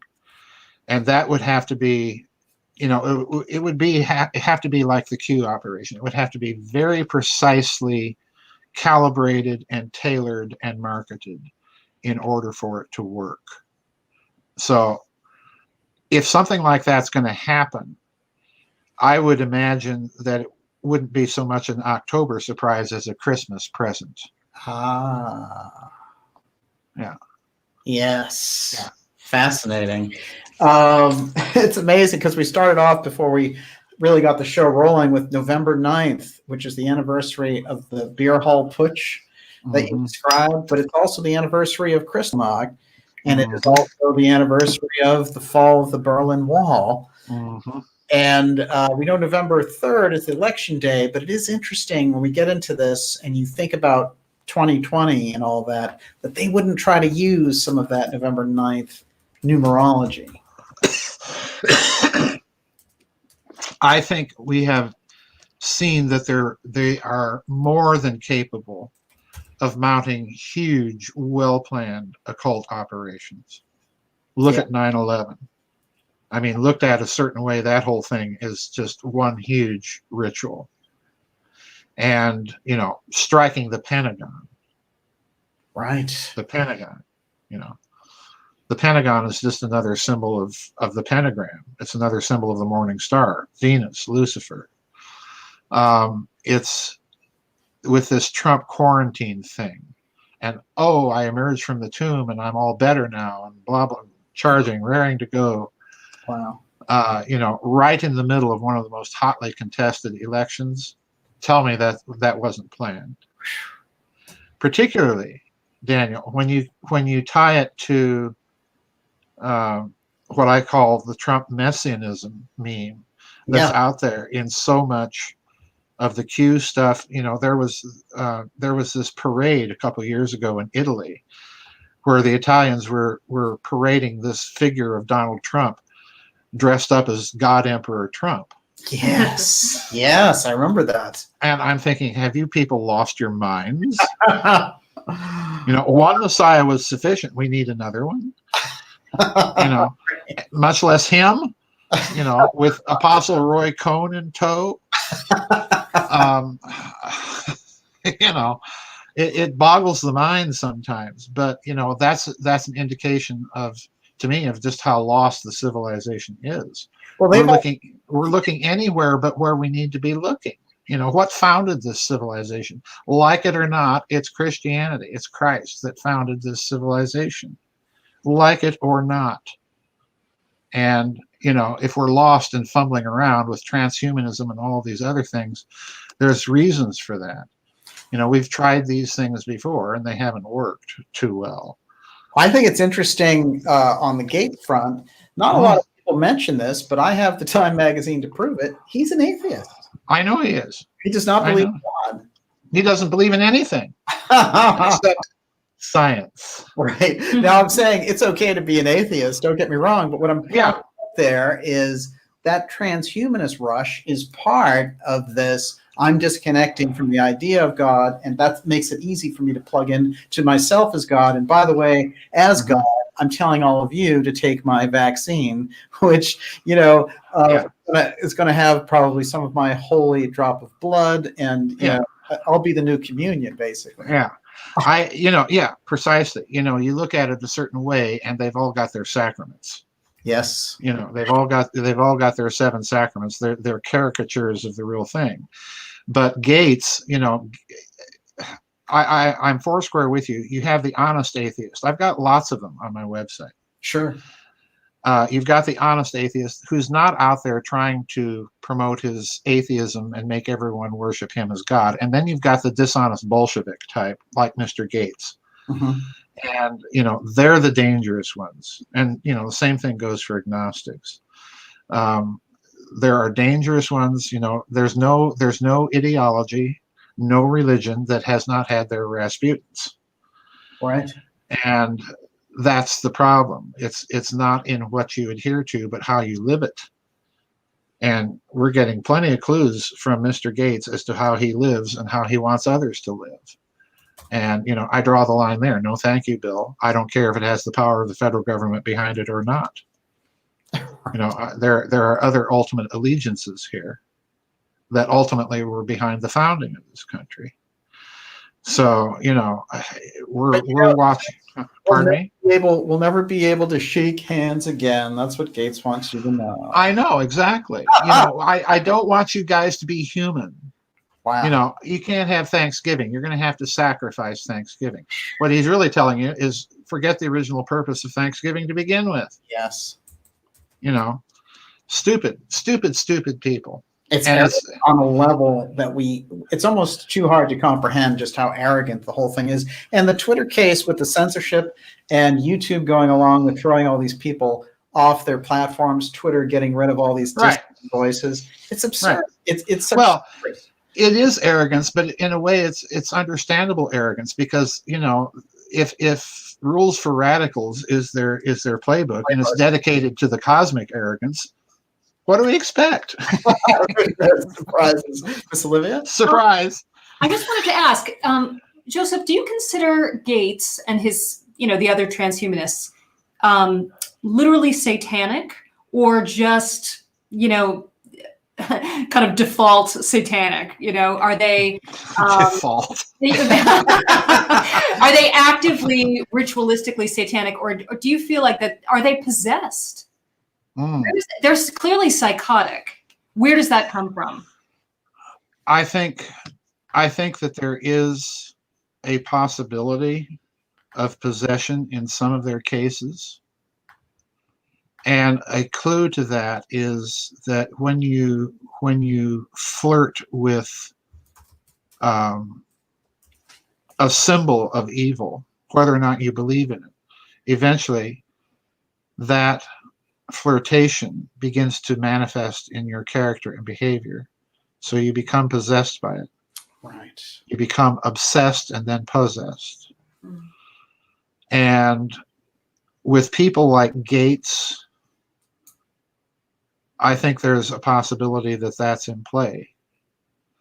But for many people, I think what you're dealing with are people that decided at some point in their lives that they were betrayed by the institutions of their culture in some fundamental way. And so they went off exploring alternatives. And in the process of exploring these alternatives, they've kind of gotten lost. So you're dealing kind of with the default people there. And, most, unfortunately, the practical matter of the case right now is that those people are the vast majority of people. This began in the 60s and it kind of grew and just grew and grew and grew until the point that the institutions themselves were co-opted by those people, and now it's out of control. And part of the problem is they're not willing to do the hard work of becoming literate in the foundations of this culture. And it is hard work. It is very, very hard work.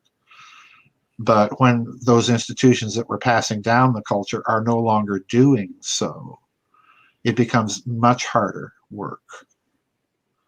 So we're kind of beholden to both types of people, I think. Malachi Martin made a very interesting observation many, many years ago when he was on Coast to Coast. Art Bell asked him, well, how many people in these leading families are involved in, real occult activity? And his response was, you would be surprised at how many old families, well-known names, are at the very top involved in this type of activity. Yeah, and I was, Wow. well, yeah, that's a wow, coming from Mr. Exorcist himself. But I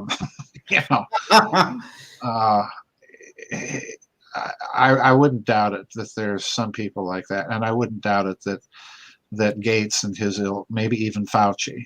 Fauci strikes me as the perfect example of David Icke's lizard people, because to me he just looks like a lizard. He does. Yeah, he does. He's got these buggy eyes and kind of serpentine features. Yeah. He's a very, very shady individual. And we'll know if we see him stick out his tongue and it's got force. I get it right. Wow, fantastic, Joseph, off the charts. I wanted to say something, which is that the mystery school's view of that, and I'm sure this really comes into the spiritual religious aspect, which is you're either a vessel for spiritual forces or you're a vessel for something else.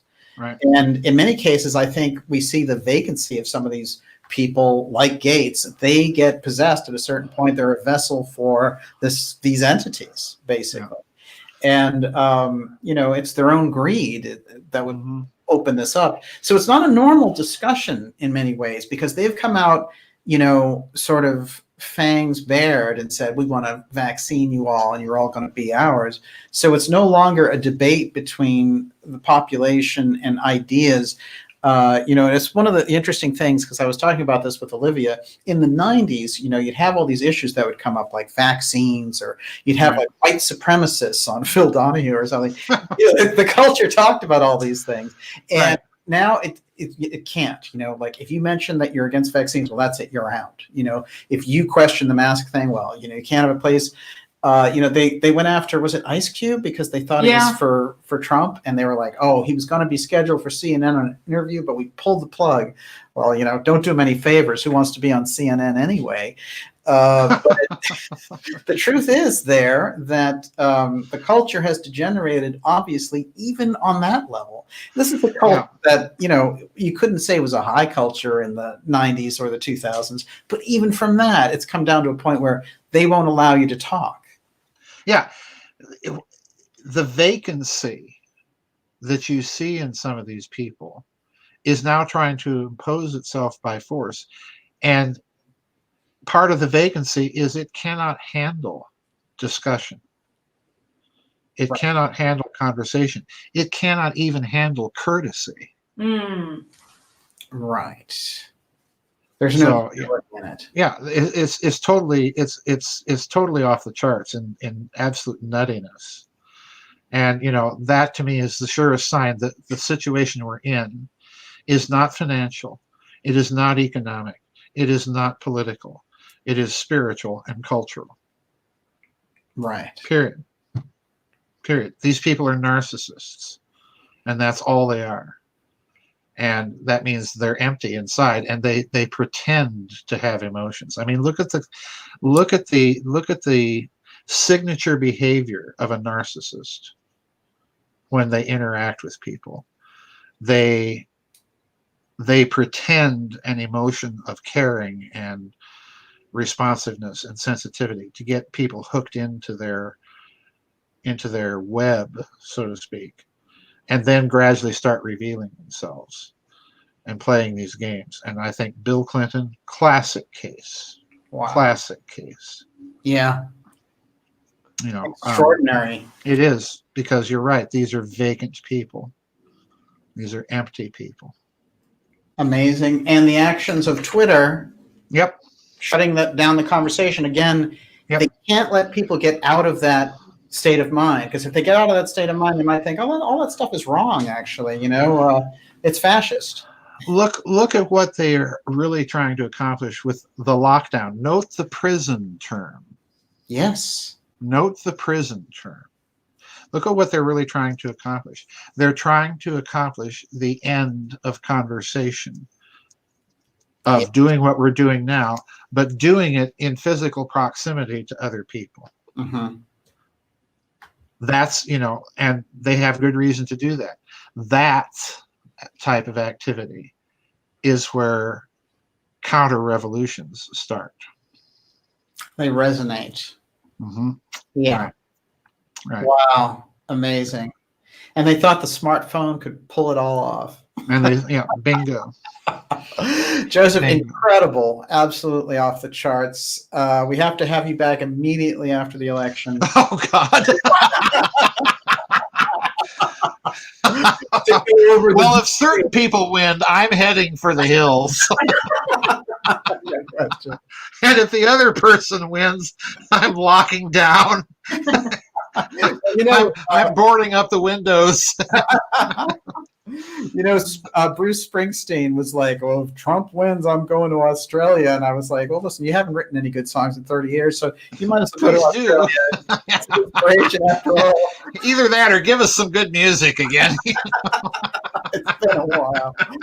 Well, that's the other thing. Look at these lockdowns and the effect it has had on bands, orchestras.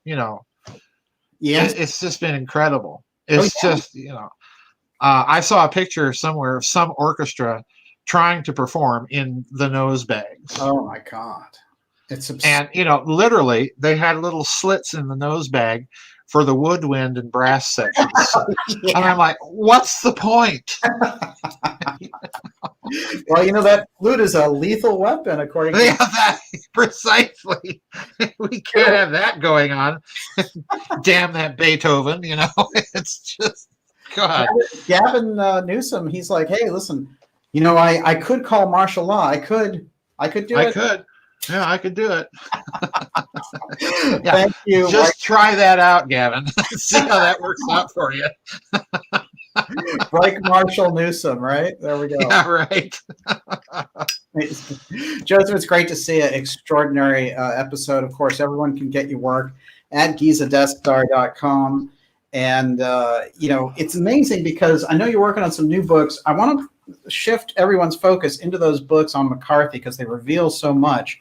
And I think it's a crucial setup to the period that we're in. I highly recommend both of those and this one, which I think really gets us into what's happening. It's Covert Wars and the Clash of Civilizations, UFOs, Oligarchs, and Space Secrecy. I know this book is from a few years ago, and you're over it, and you know more now, but it is a fantastic book, and it really gives us the foundation of what's going on, especially since they will casually talk about the UFO file in public now, and this book makes a lot more sense in lieu of all that. Well, thank you. Yeah, it does, given what we see going on with UFOs today, absolutely. No question. And people can join your website at Giza Death Star. You do webinars and you have talks with the... I haven't done a webinar in a long time because they take about as long to put together as a book.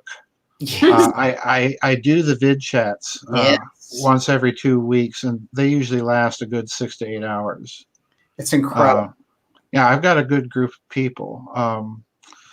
I'm trying to schedule a couple of monologues with a couple of my members in the members area, and like I say, I'm working on a new book that cross your fingers that there's enough material. It's a book that's kind of a follow-up I wanted to do to some other books. So it'll be about physics and alchemy and things like that. But I'm going to drill you for details behind the scenes on that. Get ready. Well, listen, I found a picture in one of these books that just floored me. Wow. It's one of those pictures says 1,000 words types of things. This I have to see. Well, yeah. It concerns the Monmouth goings-ons, and you can't, doing these books, Daniel, it's like I'm in the middle of a Hollywood B movie. Right. Just when you think you've got all the dots connected and all the characters, in their proper places, wham! Something hits you, and you just go wide because you can't make it up. You cannot make up these connections. They're there, and what they tell me is that there have been a lot of people up to a lot of skullduggery for a very long time. Well, that brings me back to one of your greatest books, which is Thrice Great Hermetica. And, that is the long picture. That section on Columbus is extraordinary. And I'll tell you this, that you and I got together, I think it was in 2015, and we decided we're going to do this one. But, the subject matter, I was thinking, we do these other episodes, and, we did one on Antarctica, it got 250,000 views. And I was like, but we'll do this thing and we'll talk about Columbus. It'll just be something a small group of people will appreciate. And that thing charged to 250,000 views. So people were very interested. But that book is fantastic, Thrice Great Hermetica. I also recommend that. Just incredible work. And what's great is that you've been able to incorporate the foundation of the kind of mystery school ideas, and you've kept and watched that esoteric thread while you were looking at all these other areas. So you can really penetrate into that history and also see the thread of those esoteric groups coming through. Oh yeah, it's incredible. I mean, you look at just the arts alone, from the Renaissance up to the Baroque, and virtually every painter, every novelist, every sculptor, every composer is doing some form of esoteric magic in some fashion. Yes. I mean, it's just there if you know what to look for. It's really very astonishing, and there's such an explosion of it. You really can't keep up. You just it's beyond any one individual to try and do. Frances Yates probably did the best of anybody in her scholarship of that period. But even she, she will admit that she just feels like she's just lost in this labyrinth of all of this stuff that's going on. And everybody's doing it, Mozart's doing it, Bach's doing it, Beethoven's doing it, Poussin, painting his pictures that, oh, by the way, all should be joined together. It boggles the mind. Well, that gives me an idea that we should do an episode on Faust. Oh. Which one, Christopher Marlowe or Goethe, or both together? I think both together, but certainly the Goethe. God. Well, listen, I'm a big fan. I really am. I'm a big fan of Marlowe's Faust. I mean, that and Edward II. You read those things, and my word, wow, was he into some really dark stuff. But yeah, it's Faust. I used to, interestingly enough that you mentioned Faust, because I used to begin some of my classes back when I was teaching with the opening lines of Goethe's Faust, which are, kind of chilling when you read them. Oh yeah. It's just, and it's the classic. It's the classic transhumanist you're dealing with the character of Dr. Faust. Yeah, he's gonna get all of this knowledge and all of this power. The only thing he has to do is sell his soul. But Mephistopheles is there to help him out. And Mephistopheles is there to help along. Hello, Bill Gates. Listen, speaking of Faust, if you want the best version of Faust, you know who it is? Thomas Mann. Interesting. Dr. Faustus. You know who it's about? It's really about the German composer Arnold Schoenberg, who was a friend of Thomas Mann. And you get to the Faust scene that he carefully sets up through the novel, and you will just be blown away. Fantastic. Yeah, it's that's the third Faust, Marlowe and Goethe and then Thomas Mann. You never read Thomas Mann? Oh my God. Another one of his is The Magic Mountain, all about mystery schools and stuff. It's oh yeah. And this from a 1940s German. Okay. Have you ever heard the rumor that Goethe, that Jung was a great grandson of Goethe? I've never heard that, but it would not surprise me in the least. Interesting. Because Yeah. There's another guy that Yeah. is not a simpleton. He, Jung fascinates me because of the correspondence that he had with Wolfgang Pauli, the physicist. And, talk about some mind-bending reading, the correspondence of those two. I want to check that out, actually. Sure. What interests me about Jung is that he was so obsessed with Swedenborg. Oh, yeah, he was. Absolutely. That tells us a lot. He was very, very plugged in. Well, we have Jung Psychology and Alchemy up here. Okay. There we go. The Jung section. Yes, but I'm looking for his correspondence. Here we are. Here's a book for you. It's by Arthur Miller. Oh. It's 137. Subtitle, Jung Pauli and the Pursuit of a Scientific Obsession. Because Pauli was obsessed with the fine structure constant, which fractionally is 1/137. And, you read any physicist and they're all kind of obsessed with that constant. And here's Pauli, a Nobel Prize physicist in quantum mechanics, writing to Carl Jung. Jung, and you read their correspondence, Daniel, and it's like, which one could be stranger? And they understand each other. That that's the real kick of the thing. It's like, okay. I've got a written report from someone who took Lindbergh to meet Jung and said the whole conversation was psychic phenomena and UFOs. I can believe it. Yeah. I can believe it. Yeah. Jung was obsessed with the idea. Yeah. Absolutely obsessed. And, what a brilliant mind. I mean, just unbelievable what he was accomplishing. It kind of makes Freud pale by comparison. Yeah. You read those books. Anyway. Wow, extraordinary. You're going to make everyone go out and get that 137 book. I'm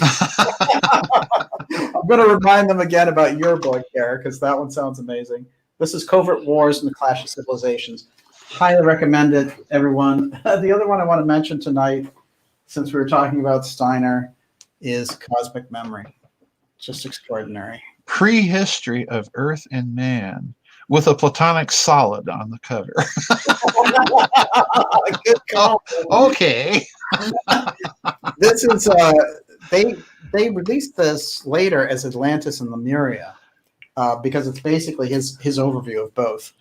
So quite interesting and quite extraordinary. It's a great adjunct to this conversation tonight. Joseph, incredible information tonight. Thank you so much. And off the charts. I have to say, at a certain point, when you said Trump on a ship, it was like everything went off the charts at that point. So you got them all, and you got me too. And you got to live. No deep state activity here, folks. And we'll talk soon, because we're going to catch up soon. Okay, yeah. Sometime after the election, I've been getting all these invitations to talk about what I think went on with the election, and I'm like, I don't have a clue. Your guess is as good as mine. That's called being a man in demand, Joseph. Well, anyway, yeah. Hopefully we won't be in the Marxist utopia after the election, and hopefully we won't be in a fascist one either. But all the bad guys are going to Gitmo. Didn't you hear that? Oh, jeez. Yeah, you're going to cram 35 million Democrats into Gitmo? Yeah. Yeah. Tell it like it is. Right? Yeah, it's great to see you, and we'll talk soon. Good to see you. All right. Bye-bye, Daniel. All right. Fantastic. Everyone, Dr. Joseph Farrell. Amazing. Wow. Off the charts. Miss Olivia, we have some super chatters. We do. Okay, I would like to thank The Mobsterful, Charles Marlowe, Violet Lotus, Godstudio.net, Joseph Fabry, Irie A, Rick Time, Occult Fan, Eurythmy is Fun, Bilgo Metz, Tricky Vicky, Buster Blue Sun, Debbie McAdoo, Gail Seib, KTTZ9, and GDNPB. Wow. Thank you so much. Thank you. Wow, we appreciate your support, and it really helps with the show. And of course, to all our subscribers, thank you. You're what makes the show happen. Joseph, off the charts tonight, really putting it where it is, but certainly covering the October surprise and the deep state. And a late super chat, if you want to call her out. Channeling the Heart, Barbara Joyce. Fantastic. Thank you.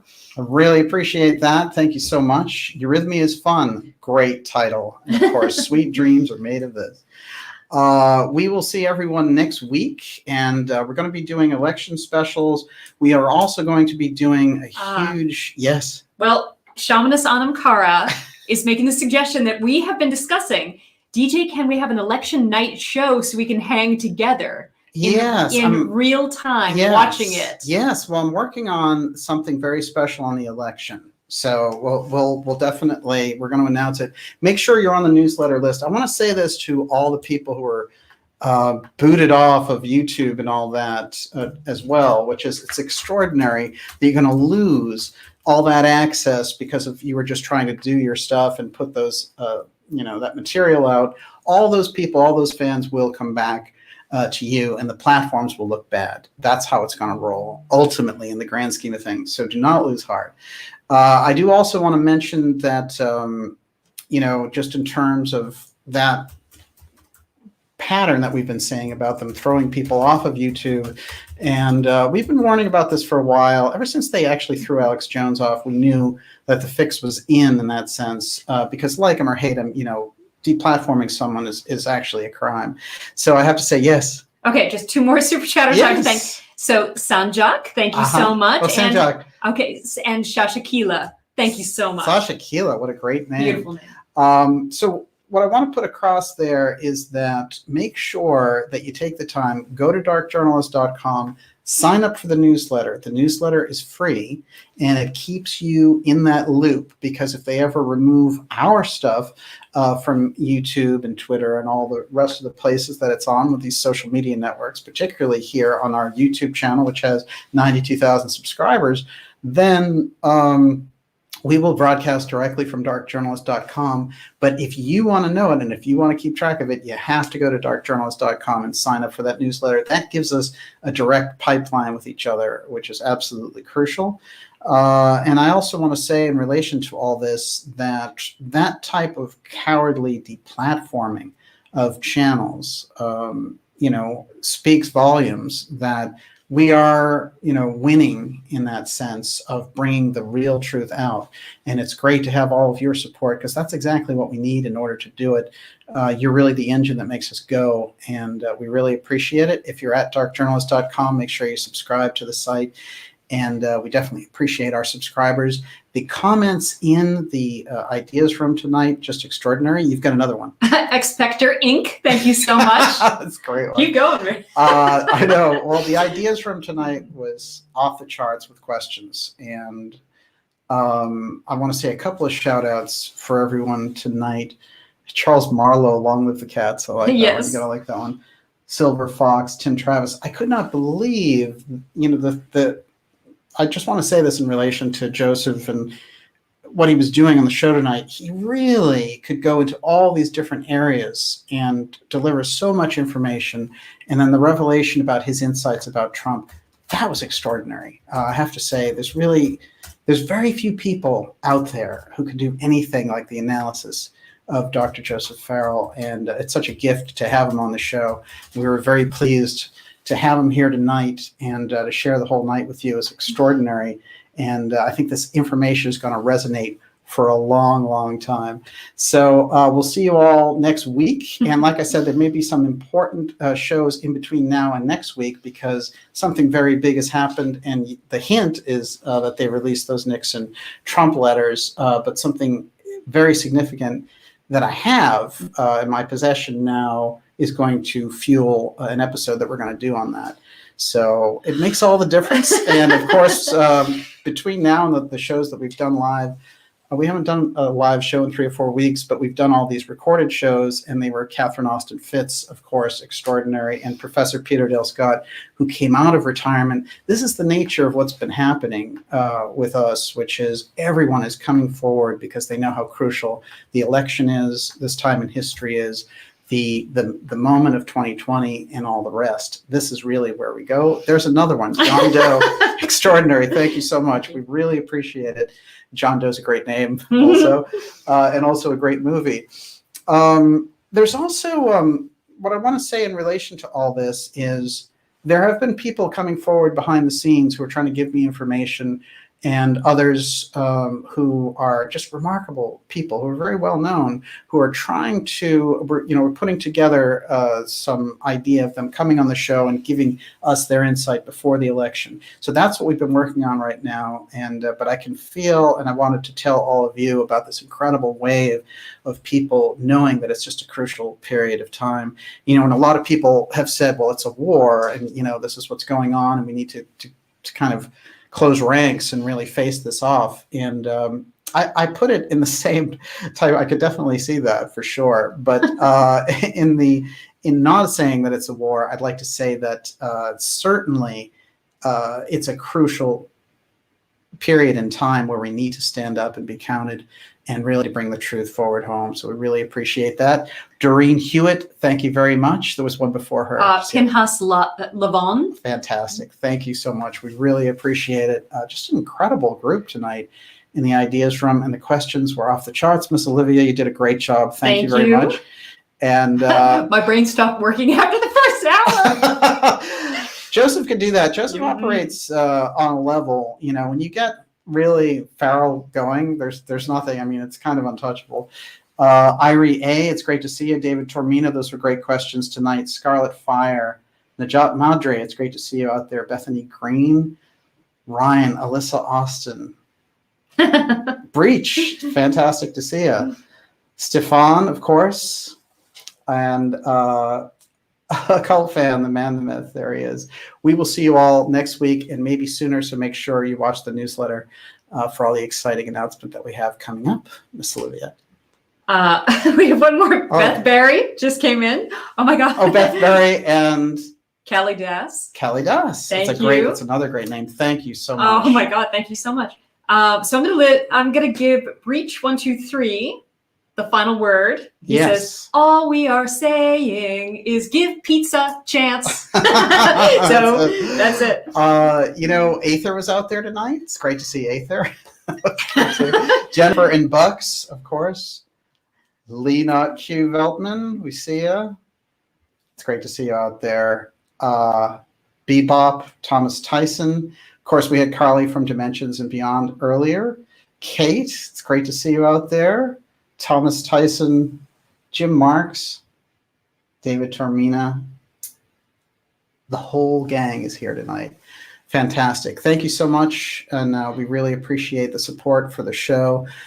Tonight, just extraordinary, off the charts. But this is what we're living in. This is the time period that we're really dealing with right now. I can't tell you how many people have said that this was the best show ever. That's the most. That's nice to hear. Oh, it's nice. I felt that whatever it was that Joseph was getting across tonight, it was on another level, and it's going to resonate here through the next couple of days. An extraordinary performance and appearance by Dr. Joseph Farrell here tonight, just completely off the charts. And I have to say, in knowing his work for years, and I've known Dr. Farrell since 2012, and to think about the way that his material has really formed a foundation for knowledge of the period that we're in, and then to think about people like Catherine Austin Fitts and the incredible knowledge these people are bringing forward, our great friends in the media like Forbidden Knowledge TV's Alexander Bruce, the incredible psychic work of Gigi Young. These are people who, I can tell you, it's a rare period in time that we have them all together. And we are looking at a period where so many voices are being silenced. So let's appreciate and get behind the people who are doing the good work. And we'll all get the benefit from doing that. And the silencers they're not going to get the last word by a long shot. And that goes for XProtect and Twitter and all the rest of them. So we will see you all next week, and look out for some surprises, as I said. And Miss Olivia, you already sang your song, so that's pretty good. But now everybody knows I can't carry a tune. I don't believe it for a second. We'll see you all next week, and thank you so much. And Anthony Tormina, fantastic. Congratulations to us on that one. We appreciate the support. And that was great. You know, Marty Farrell was out there tonight, yes. And that is Dr. Joseph Farrell's cousin. So it's great to see him out there. And it's great to have all of you with us. And we will see you all next week. Okay. Thanks, everybody. God bless. Have a great night, everyone. And of course, it says end broadcast, but as you know, it really ends.